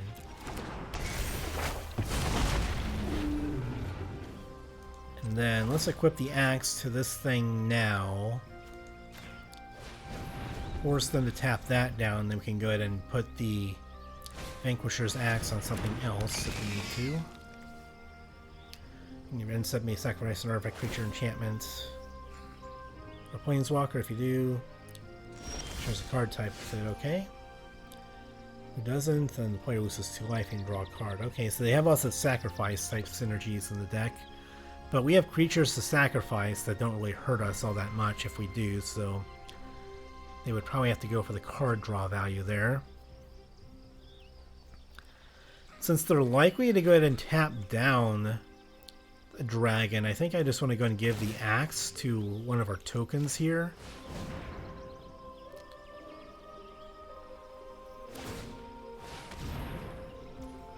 Yeah, that's what I thought they might do, so we're going to do that. Get in here.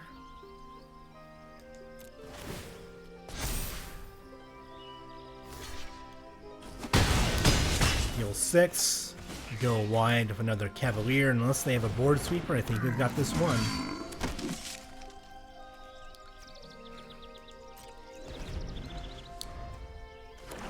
Yep, and I think that's GG's. They can't prevent enough damage here, and they just aren't going to be able to win it. So, able to get there with the token aggro going wide aggression, and even when the opponent has removal and ways to get card value, sometimes just getting in there with more gas can kind of just win you the game here. So, 3-color deck working out pretty well so far. The dual lands have been playing a big role in that, and just lots of good fixing in our deck. So, been able to make the 3-color enlistment work, so pretty happy about that. Okay, well that's a mouthful. That was another one of those sort of close matches where we're just kind of racing the opponents and kind of waiting for them to do something, and if not, then we just have to get in there and force them into a race or into unfavorable trades. So worked out pretty well, so I'll go ahead and see you guys for the next one here.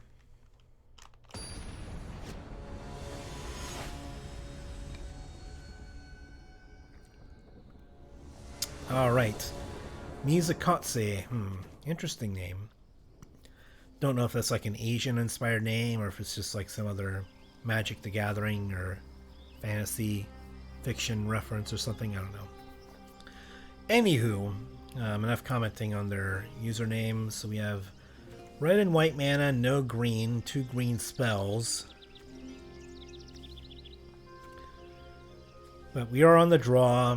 We have a number of good sources in green.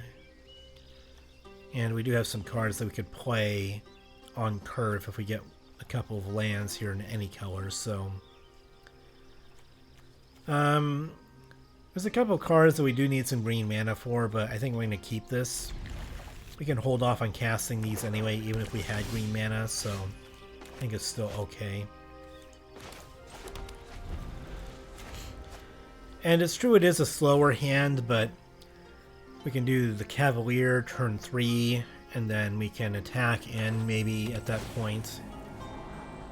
And Furious Bellow, even as a defensive combat trick, could still be kind of handy here, so...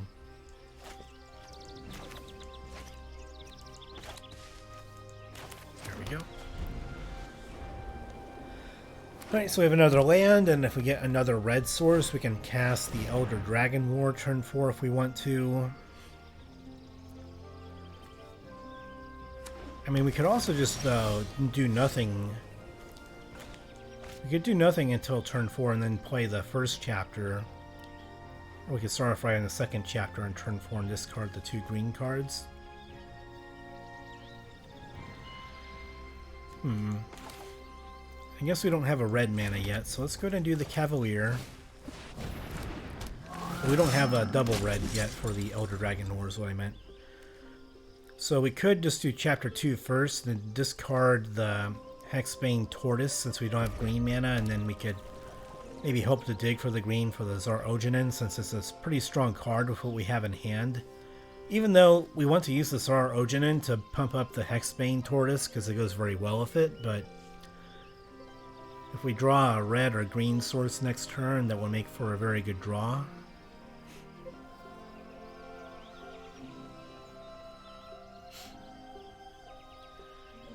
So they've been playing out lots of lands, but not very many actual plays. Looks like they have a bit of ramp. And lots of basic land types probably means that they have domain in this deck. Going 4-color, I would imagine that's a big incentive to go like multicolor. Is because of the domain cards. We don't have the green mana for kicker here either, so...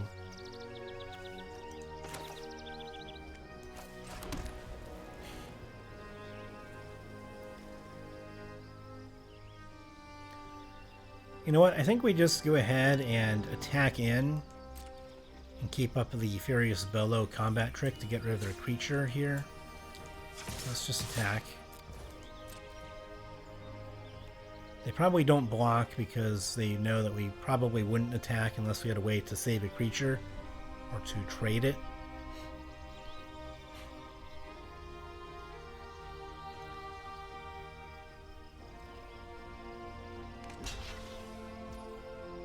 Alright, well they're going to block anyway. Maybe they think that we were bluffing or something like that, so we'll do this. And if they have removal to deal with a 1/1 token, then I'm okay with that too. Yep. If they want to use a removal spell on that, then that's fine. It's a pretty good removal spell too. Like I said, there seems like there is an unusually high amount of removal spells in this format, which again doesn't build well for the creature heavy decks like the ones that I like to play a lot of the time, so really do need the red mana here for the Elder Dragon War to discard some of these cards and to get some more lands and things that we need. We're kind of in a bind without the green mana, but let's go ahead and just play out another Cavalier here. 4/4 menace, additional cost to cast black permanent spells if you pay 2 life. And you can ramp into them with that.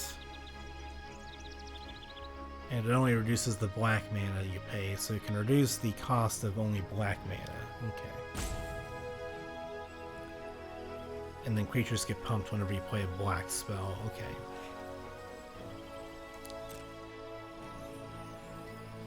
No attacks.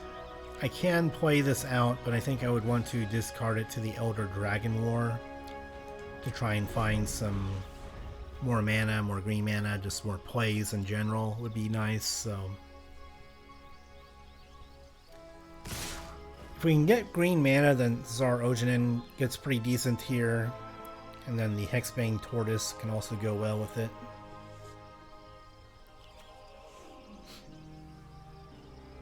And I think we have to chump block the 4/4 in this situation. No, I guess not. Can't really chump it, because that's the menace, doesn't it? Yeah.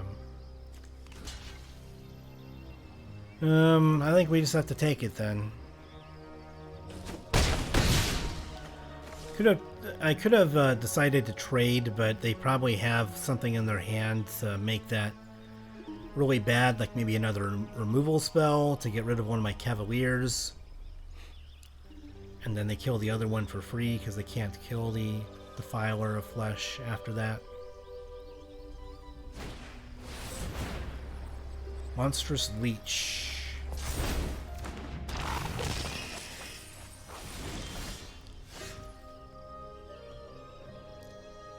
Yeah, so if they wanted to get in the 5 damage from Menace, they would have done that pre-combat, so they must have some instant speed interaction in there to play this post-combat, otherwise they would have done more damage there. I guess Knight of Dawn's Light is actually not that bad. I can pump it up enough to make it a good blocker against the Defiler of Flesh with the 1/1 token.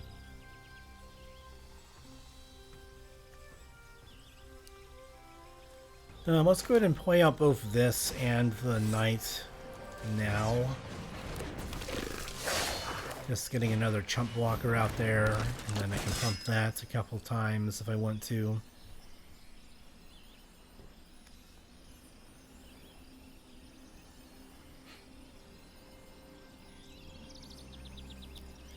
And then I guess we're going to attack here.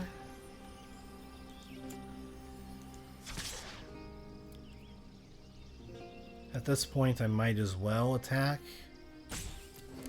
And then...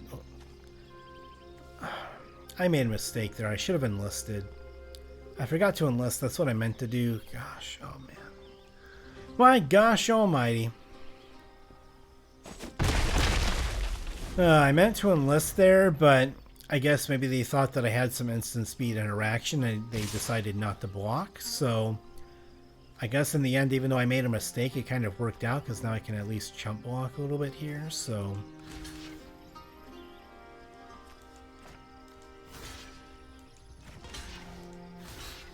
I think I have to do this.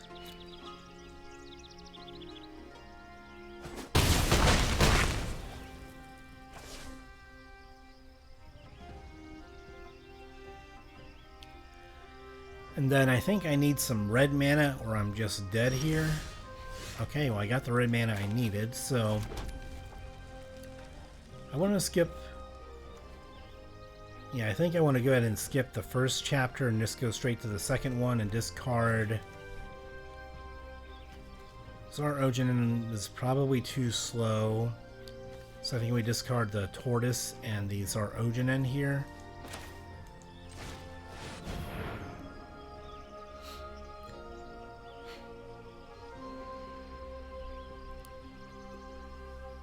Again, I know that they have instant speed interaction in there. I'm just probably a removal spell. Maybe it's like that -2/-2 black removal, or just like the lightning strike.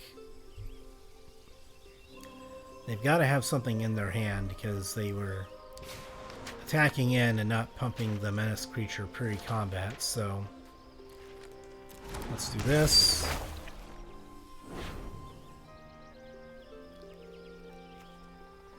Let's get rid of that. Get rid of that because it's too slow. I'm going to keep this because I want to just be able to get something out if I get green mana here, so...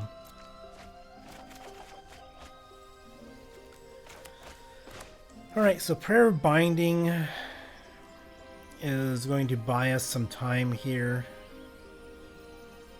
It's going to get rid of the Defiler of Flesh.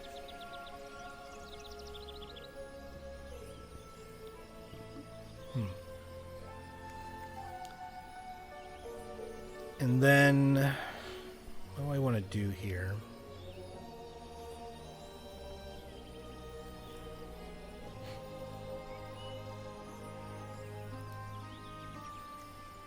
This can give a +1/+1 counter onto the knight, so I think that I can't really attack here. I have to leave back some Cavaliers to chump block. Okay. Like I thought, they have some instant speed removal here, and I have to chump block and do the Prayer Binding. Do Prayer Binding on the Pile of Flesh. Get some life, buy some time, I guess. Yeah, I think we're kind of dead here. Yep. Outrider finishes off, and their deck got there because they had all the removals, so... Got rid of our creatures before we could get the aggro and value off of them, and we were kind of color screwed with the green mana not really flowing, so kept some cards in hand that we couldn't really play the majority of the game, so... Alright, well, so let's go ahead and move on to the next one, and we're at 3-2 right now, which obviously isn't great, but considering that I wasn't really sure how this deck would do, I think that if we can get 3 or 4 wins, that's still pretty solid for the very first draft in a new format that's brand new. So we'll move on to the next one and see if we can get a win streak going to try and get to 7 wins.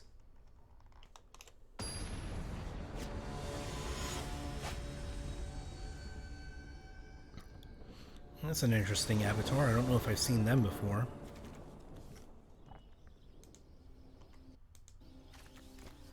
Alright, so this is a better opening hand than the last one where we were kind of screwed on certain colors.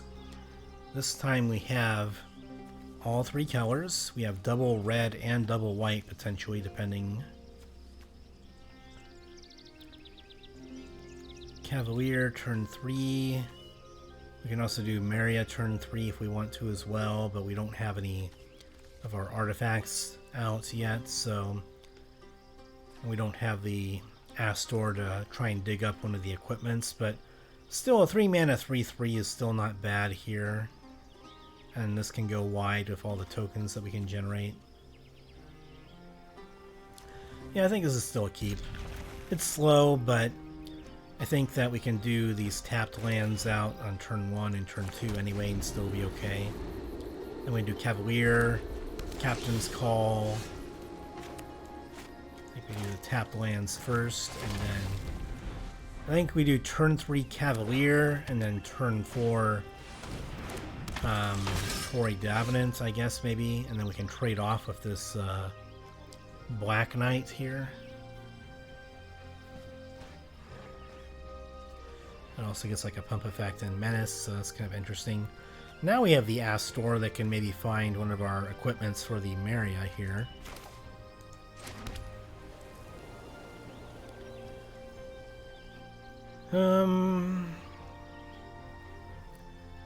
I think that we just want to go ahead and play the Cavalier here first. Get out the token, and then I can just get out a bunch of tokens. Hope that they don't have a sweeper effect like some of the other opponents I've gone up against have had. Get 2 with haste.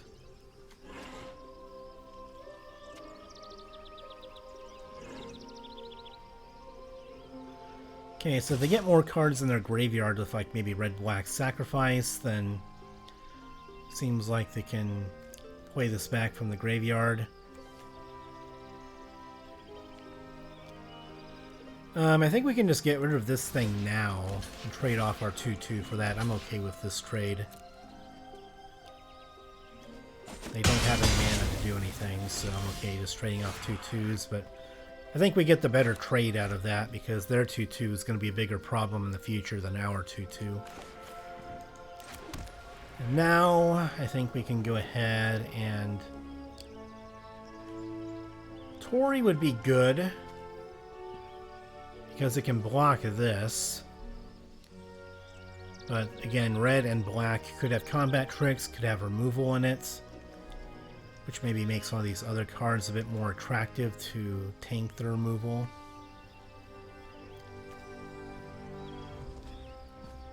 Let's just go ahead and play out the Captain's Call and make the best use of mana right now. And no attacks. And then, in case they do have removal on hand, at least we don't end up eating it right now. And we have a board presence to keep them from attacking.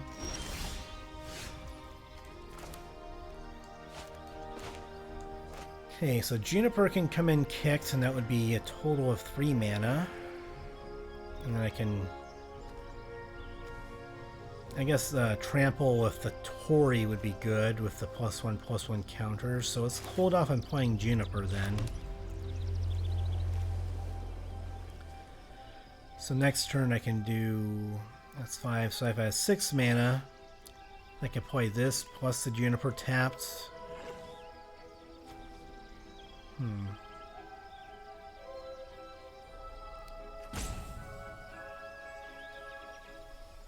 I guess we can just play the Astor and see if we can find one of our axes.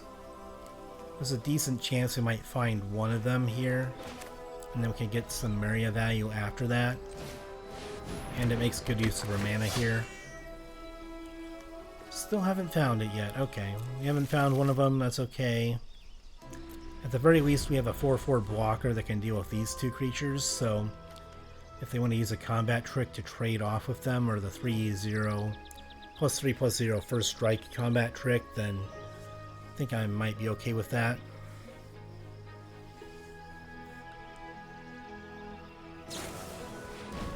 Okay, so they're going to rummage through and try and find the land, I would bet.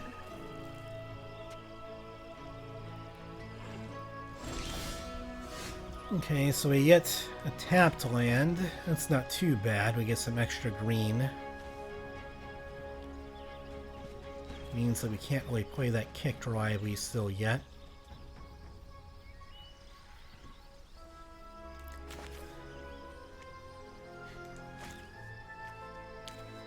Let's just go ahead and attack in with the 4/4, see if they want to double block it.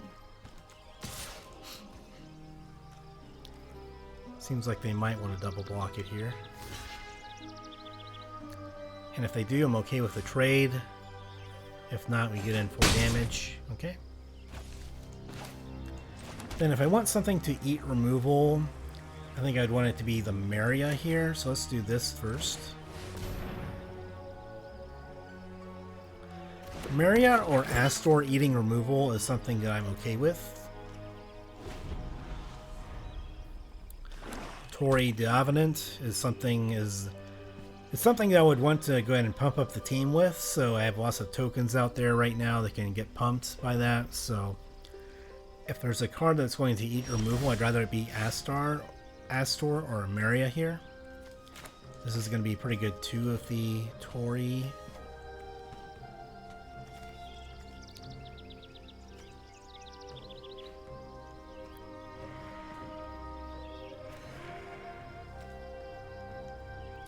So I guess we could give Astor a +1/+1 counter and maybe force them to use the removal on them. I could also put a +1/+1 counter on a token and attack with that as well. +1/+1 counter on Mario to force them to double block it to kill it as well. And then +1/+1 counter on this would give a ward creature the +1/+1 counter, and it can then list. I think maybe this is better. Let's just play this out and give the ward creature the +1/+1 counter to encourage them to use removal on that one. Let's do kicker on the turtle, tortoise, whatever you want to call it. So we put on the ward creature. If they want to kill it, then they're going to have to pay up a little bit of mana for that. And then we'll attack in again with the 4/4. They can kill it with a double block. They don't. Maybe they have a board sweeper that might be able to take care of lots of our smaller creatures. Maybe not. I guess maybe they had something in hand, but maybe just not enough that would be able to deal with what we have on the field. So maybe they thought that we were going to be able to go wide a bit too much on our future turns and get in there. So, alright, so we're up to 4 wins and doing honestly better than I thought that I might with a 3-color deck, but on some matchups we are getting some very good synergies and aggression going in there in the mid game. So, alright, let's go ahead and get in there for the next game here and see if we can get up to the magic sort of 5 wins. 5 wins is usually my goal with most of my deck drafts here. So let's see if we can get up to 5 and get in there for the magic 5.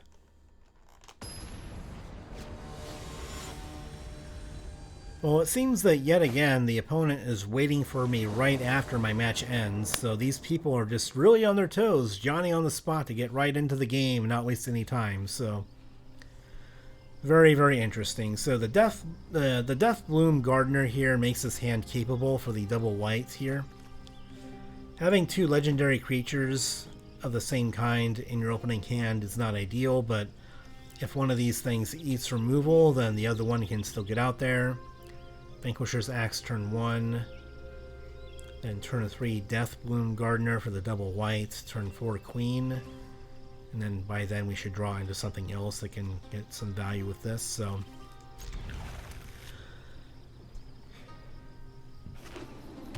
again, slow hand, but something that you gotta go with.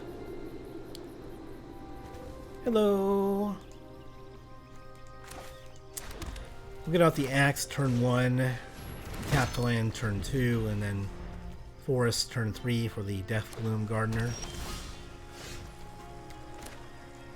I guess Radiant Grove makes it easier just to go ahead and get in the Queen on turn 3, so I guess we can just do that instead.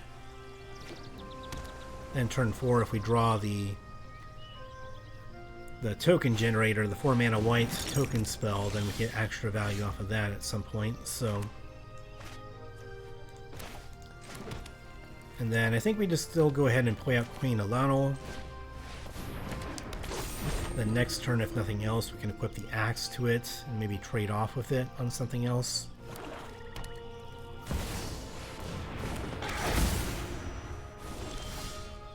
Okay, so they can ramp with legendary creatures and ramp with any color as well by just tapping it. So a good ramper and fixer in this kind of multicolor format. And so they have a legendary. What's this one do? Whoever enters the battlefield or attacks, put land card from graveyard in the battlefield. Okay, so if they discard lands, then they can get value off of this.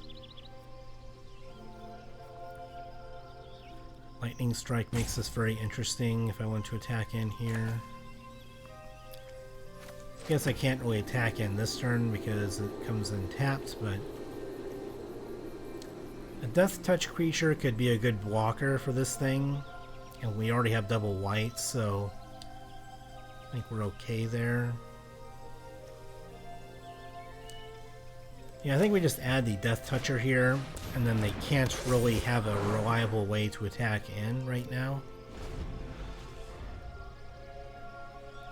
So if they discard lands, then they can get some value off of it, and then they can attack with it to get lands back to their hand, and then they can discard them again and get more value.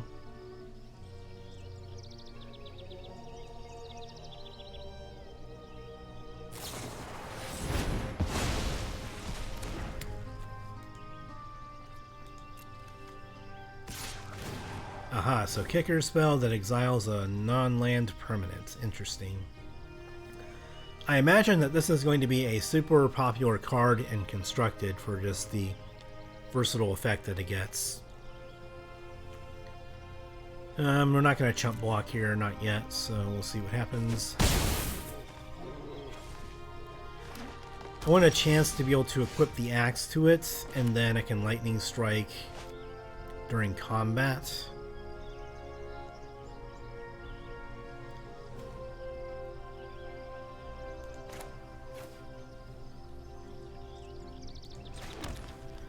Let's just equip the axe.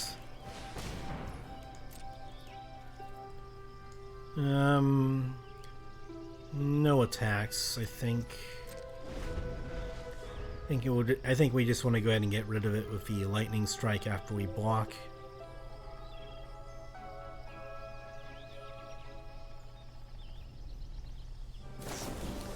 They have the removal that they need. Okay.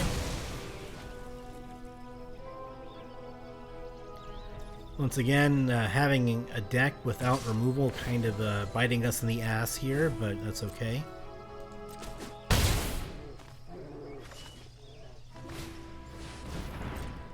Okay, now they have Defender to block all of our aggro, which is going to be a big pain in the butt even if we stabilize.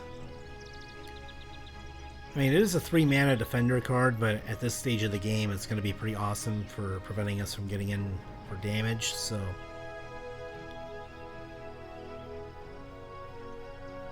And so they can rummage if they do an instant sorcery type thing, like with removal, for example. Which I'm sure this deck has an abundance, so... green, red, black, all kinds of removal in here. There's just way too much removal in this set. So much removal, and I'm not in the colors that are the kind of deck that really favors removal, so... What do I want to do here? One, kicking this doesn't really do anything. This is the 0-5 wall. Heroic Charge doesn't do much either. I guess I can play this out. And then I can play out the Ironclast, I guess. No kicking it. Don't have double red for the Dragon War yet, so I can't really do a whole lot right now. The 4/4 Dragon would be nice, but I think we just need chump blockers and hope for the best. Obviously having Lightning Strike out here would be the ideal thing, but I think we just have to go ahead and chump block here. We can't really afford to go to 5.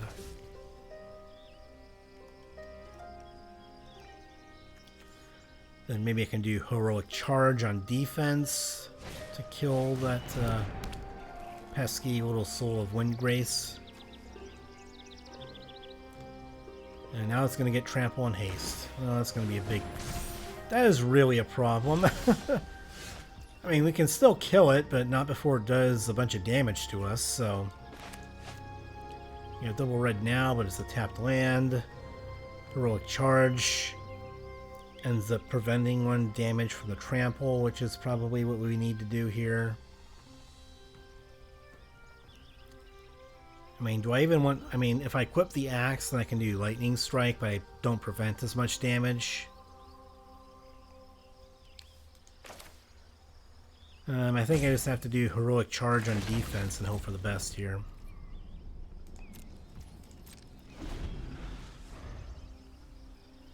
Again, they have Trample and everything, but I'm just going to have to take a bit of damage and just get rid of the creature. And if nothing else, I can just save some damage here. So, blocker, okay. Let's do this. No kicker needed, obviously, so we kill it. Take some damage, but we get rid of the biggest threat, and hopefully we can stabilize at some point. So. If we have triple red here, we can do Elder Dragon War plus Lightning Strike, but that's not going to work out, so...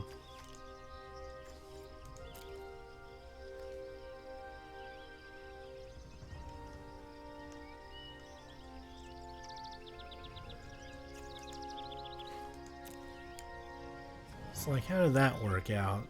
Trample and Haste. I thought I killed this thing. How did all that work out? I guess Oh, this is domain. Okay. There's a battlefield, and then you can get a creature card back to the battlefield. Okay. So we're probably dead here. If I had another red mana that I drew, then I could do this and this to kill one of their creatures with the lightning strike. As of now, I think I just have to play this, get the 4/4. Go straight to the third chapter. Get the 4/4, and then I guess I can equip this in case they have a combat trick of some kind to pump up one of their creatures, and hope for the best. I'm not dead yet, but I'm very, very close. If they have more removal, which I'm just guessing that they have, yep. As expected. So I think I've learned something in this draft. Even though I got 4 wins, there's tons of removal in this set. So creature heavy decks, gonna be hard for them to win in this set. Even though I did get 4 wins, but yeah, there is a crap ton of removal in this set, and that can't really be understated. Many of my opponents had multiple removal spells, and so many of them had many removal spells too of different names. So yeah, my token deck did maybe better than I thought that it would with the good old enlistment, and enlist a bunch of tokens, do the enlistment card value. There we go, get in there, get in there. But yeah, I mean, it was still a fun deck, but man, all that removal, it was really removing my fun. I'm just joking about that, but you know, I'm just making sarcastic comments, kind of going after the format here, just based on first impressions, which means that removal heavy, multicolor heavy. Seems like there's also some legendary synergies with like legendary creatures and different things like that. So it's like, hopefully it's not going to be a format where you're going to feel bad if you don't get the good legendary cards that can just go off on the opponent, like the last opponent did with some of their legendaries and getting creatures back from the graveyard, put them right back onto the battlefield and make it just difficult for you to deal with them, unless you also have removal. This seems like a set where removal is going to be very important. So I guess in future drafts I can kind of get a hang for how the format works, and that removal is going to be very important against the bomb cards and the legendary creature cards and the synergies, and kind of tying up the opponent before they can get their snowball going. Alright, so let's go ahead and pop open some packs. I also used a promo code to give myself 3 extra packs here, so that's why I have quite a few here. I put in the promo code that they have for each set that gives you free packs, and so we have quite a few. What's this? Sheoldred, the Apocalypse, another legendary creature like I was talking about. So 4 or 5 Death Touch for 4 mana by itself is really strong. Whenever you draw a card, you gain 2 life. That's very strong. Whenever an opponent draws a card, they lose 2 life. So like this is in blue-black, all you have to do, or even red-black, if you're in red-black, you can draw a bunch of cards and then discard cards and you can do it all over again and just drain the opponent out. This seems like something that is going to take over the game if you don't have removal for it right away. Each turn you gain 2 life and the opponent loses 2 life by default because you're drawing a card at the beginning of every turn, and so is your opponent. This would be like an easy first pick. So what's this? Very interesting card art here. It's like the stuff of nightmares as a kid. Anyway, Braid's Fight for Return. This is one of those Saga chapter cards. We faced this actually. One of our opponents cast this against us and did the sacrifice stuff with their 1/1 Death Toucher. So you sacrifice a creature, then their opponent discards a card. So you can do small creatures. So you have your opponent get rid of cards from the hand, and then get a creature card back that you maybe sacrifice to this card. Target opponent may sacrifice a permanent, and then you can just draw a card. See, that's not a bad card either. I could hope to wheel it with the Sheoldred in the same deck. Juniper was a decent card. We also saw some opponents with it. This is some good mana fixing and ramp, as well as a Death Toucher that can be a good chump blocker to trade off with one of the opponent's creatures that attacks in. Kind of discourages aggro if they have big creatures that want to get in there. What's Vine Wall? This is good for, I would assume, a defender deck, which seems to be a thing in this format. Oh, true defender and enters the battlefield, and then you can get some lands into your hand. So I guess it's good with domain and defender decks because you can go ahead and find different lands of different colors and get them onto the field for domain value and all the basic lands. Mesa Cavalier, 2/1 flying, and you get some life, so this could go well with any kind of life gain deck or just general value. With the First Strike Knight card that we had that gives you extra life whenever you gain life, could go well with this as well. Yeah, so this is an interesting little pack here. Let's move on to the next one. But definitely would be first picking the Mythic Rare there that just wins you the game after a couple of turns, maybe, depending on when you play it. So, opponent would have to have removal for it, or you just win. Temporary Lockdown, this Exile removal, could be pretty decent. Join Forces would be maybe more of a sideboard card against an aggro deck, so you can attack in, and then when the aggro deck attacks in on the following turn, you can untap some of your creatures that you attacked in with, and then make a surprise block on their aggro cards. So maybe if you have like a 2/2 creature on the field and you attack in with it, and then you have like another 2/2 creature that attacks in with it as well. Then if they have like some 3/1s they attack in with the next turn, then you do this as like a surprise blocking effect. Fires of Victory looks like it's pretty good for the red-blue sort of instants and sorceries type deck, and draws you a card. Yep, it seems like a good red-blue sort of removal spell. Good early in the game when you have lots of cards in hand. Let's see, yada yada. This is a 1-drop that can get a boost if you get lots of creatures on the field. Would probably be pretty good if you got lots of creature tokens in at the same time on the turn. And then this thing could get pumped up to like a 3/1 or a 4/1 depending on how many creature tokens you get out. Let's see, yeah, we already saw this in the draft. This is for the Instants and Sorceries deck. Citizen's Rest is probably... yeah, this is probably better removal than the Temporary Lockdown. Because this can deal with basically anything. Yeah, Citizen's Arrest I would probably take over the Temporary Lockdown here. This is good for dealing with the lower curve aggro decks and getting rid of multiple creatures. But if they have ways to deal with this enchantment, then they get more creatures back, whereas this can get rid of a big creature and take care of it. So if they have like a game-changing creature on the field, then this thing can deal with it, like all those legendary cards. So probably take this first pick if I had to choose anything. Fires of Victory is good too, but I have to know more about the synergies with the instants and sorceries to want to first pick this. So then we have a dual land here that maybe we could get on the wheel with the Arrest.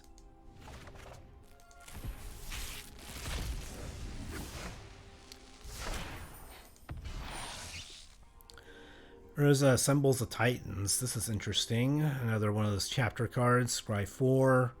Go to the top card of your library. And then you can do Planeswalker into your hand. So the first one is more of just a general scry effect. The Planeswalker probably isn't going to come into play much in Limited, but in Constructed, where the Planeswalkers are extremely common, this is going to be like in every single one of those decks now. You may put a Planeswalker card mana value 6 or less from your hand onto the battlefield. Again, this is more of a constructed thing, but the Scry 4 effect is still good. Then you may activate the loyalty abilities of Planeswalkers you control twice this turn rather than only once. Okay. Alright, so this is something that Scry 4 isn't bad, but for 5 mana it's a lot. You would probably hope to get this in Pack 2 or Pack 3 when you already have a Planeswalker, if you're lucky, in your deck, because I don't know how many are in this set. I'm not familiar with the set enough to know. 2/2 Enlist with flying could be strong. You fly in over the top, you tap a creature on the ground with high power. You pump this thing up and you fly over the top to get an aggro, so that could be pretty good with the Enlist deck that we just played, actually. And this is a kicker with flying, and then enters the battlefield is kicked. You can discard your hand and then draw 2 cards. So if this is like a later game stage, you can discard your hand, or you can mitigate flood, and then you can draw some action into your hand for a pretty cheap cost, plus get a creature. And this is like a rummage effect. This is another enlist type creature with vigilance. Probably not something I would take, but interesting. Take up the shield. Good combat trick that we faced that got us pretty good. This is good for an aggro deck. Maybe not an ideal card because the kicker cost is a bit expensive. But if you need like a 1-drop that can get you some late game value, it could be okay. And then this seems like it's a bump spell in blue. They can go in blue-white with some life gain. Kicker isn't too relevant for this card since it only gains you some life, but it's extra value if you happen to be in blue-white. So I'd probably take the Coalition Sky Knight here, first pick. You can build around it, and Lisk can be really strong with a flying creature. Pump it up, and then it flies over the top when they can't block it, and they have to use removal on it to get rid of it. So pretty good card there. I would take that first pick. Then here we have some dual lands, and oh, there's a Planeswalker, speak of the devil. And then another legendary card here. What's this Planeswalker do? You can make a creature token with prowess. Doesn't tell me what prowess is, so I'd have to look up that mechanic. But so yeah, 1/1. Prowess I think is like an older mechanic that I didn't really play with in the sense that I'm familiar with. So at least not that I remember anyway. Prowess does ring a bell. I think it was a previous mechanic that's being brought back maybe for this particular card, or maybe there's some other cards that have it. So you can make a creature token, which is not too bad, but not great because it's just a 1/1. So I'll top 2 cards of your library, and then you can play one of them this turn. Choose target creature opponent controls. Whenever you attack, deals damage equal to the number of attacking creatures to that creature. Okay, so you can get some removal on it as well. And then you get an emblem with whenever you cast a red instant or sorcery spell, copy it twice. Okay. So the emblem could be game changing if you get up there, and then you can buy time with the 1/1 tokens to do the +1 ability. So looks like in the red-blue instants and sorceries deck, this could be very, very strong and game-changing if you get the -8 ability out there. Just double copy all of your instants and sorceries, do lots of removal, do lots of card draw, rummaging effects to get into your game winners. What does this one do? 2/2 red-white at the beginning of your end step. Cool, base. Control a creature with power greater than its base power. Make a token. Okay, so if you have like a pump effect or a way to give a +1/+1 counter, then this can get pretty strong. You can generate tokens each turn if you can do that. So very interesting. You can use combat tricks to pump something up. +1/+1 counters. And then maybe the that one, what was it? Double white, 1 red, and then 1 colorless creature that would pump up creatures when it attacks. That could also be good here because it gives something, a creature with greater than its base power. So wants to be in the same deck, I think, as the Enlist deck as well, since that can also pump a creature. So Enlist is probably good around this thing for a build around. Stall for time, looks like removal, or not really removal, but more tempo, I guess.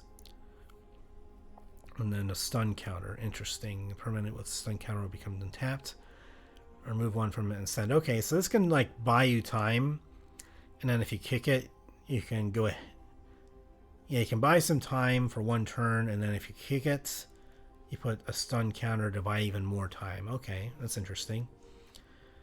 And Banal Sleeper, when it kicked, each player. Okay, so we saw this one against one of our decks. Prayer Binding was decent, but still 4 mana removal.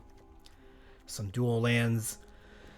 Jaya is probably the overall stronger card, but red-white, getting the pump effects with Enlist and different things could be pretty strong. I think I'd probably still go with the Jaya though, because it's just a very strong card on its own, so I just stick with that one. But the red, white, enlist card though, that would go well in the enlist and making tokens. That would also be very strong as well, I think, and maybe the safer pick because it's a lower curve. Oh,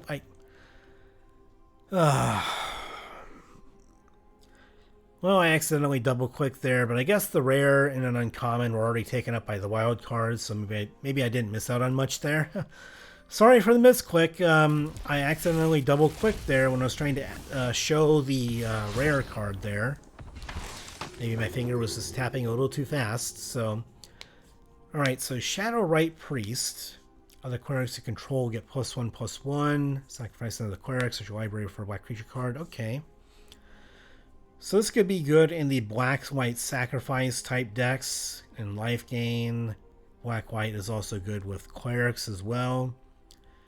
So maybe they're trying to give some cleric cards some more value for constructed as well and have some good strong cleric cards in there since the Zendikar Rising and Kaldheim cleric cards are no longer in standard, so they kind of need some more cleric cards in the upcoming sets to kind of make the cleric decks not suck, basically, so...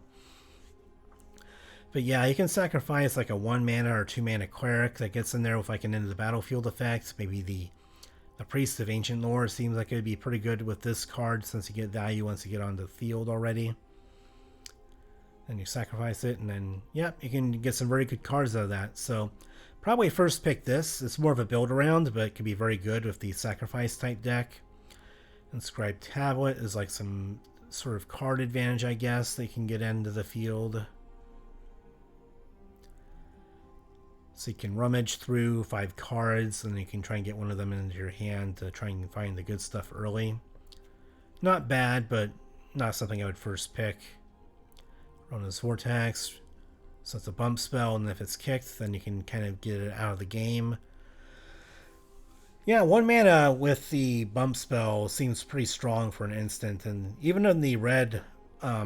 even in the red-blue instants and sorceries deck, even if you don't use the kicker value, 1 mana bump spell is still very strong, and you can possibly add more targets if you get the copy effects. So, let's see, you lose 2 life or 3/2.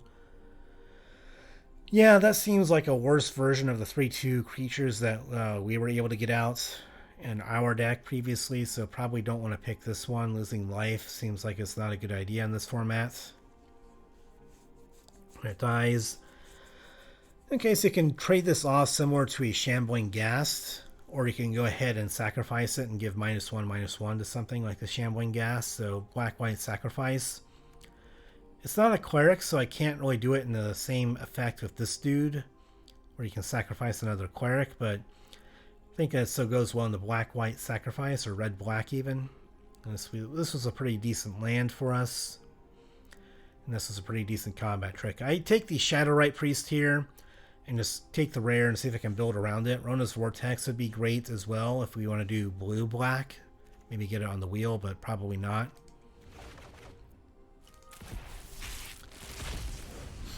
And then the final one, another dual land. Blight Pile. I don't know if we saw this. It might have been one of those last few decks that we faced where I recognized the card art of it. I don't quite remember if I played it or not. Looks like a good defender card for the defender deck. More of a build around though, so I probably don't first pick that. I probably get one of the prime defender cards first that can make this better. But it is a good build around to drain the opponent. Stronghold Arena with some kicker. What's this do? When there's a battlefield, you gain 3 life each time it was kicked. One or more creatures controlled do combat damage to a player. You may reveal top card of your library and put it into your hand. If you do, you lose life. Okay. So it's a semi-card draw effect here. If you can get in there for some damage, and then you can get some card advantage for free almost. You lose some life, but if you draw into something big, they can maybe afford to take the life loss because you're getting something big in your hand. Combat Research. Okay, so you can put this on a flying creature, then you can get some card draw going for free almost, so that seems pretty good. And then if you have a legendary creature, which there are many of in this set, I think, Then it gets +1/+1 and gets forward 1. Alright, so it's like a free buffer for a legendary sort of deck. But it gets card draw, which is good with flying creatures and like death touch creatures as well that they don't want to block. So this would be a pretty good first pick, I would think, depending on your deck.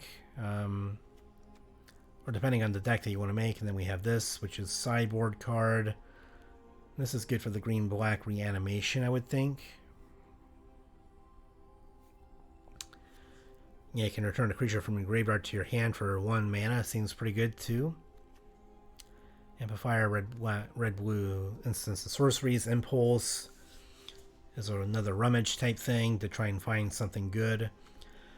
Yeah, I think I'd probably take the combat research. Seems like a good sort of card draw spell that if you have flying creatures or death touchers, then you can get in there and get some card draw going, and then legendary creatures get a slight buff from it. So I think I'll probably take this one and be pretty happy about it.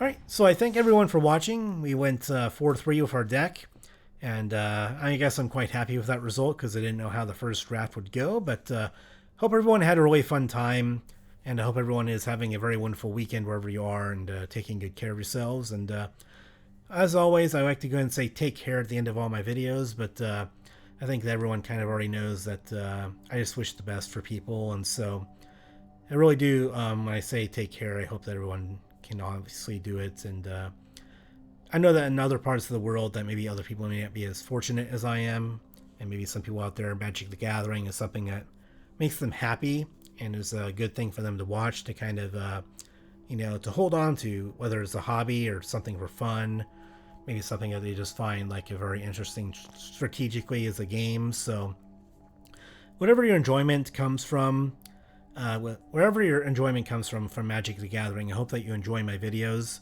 and I hope that you keep watching them and enjoying them, and that you can get lots of enjoyment out of watching my experiences with the game. So hope that you'll join me next time, and as always, take care.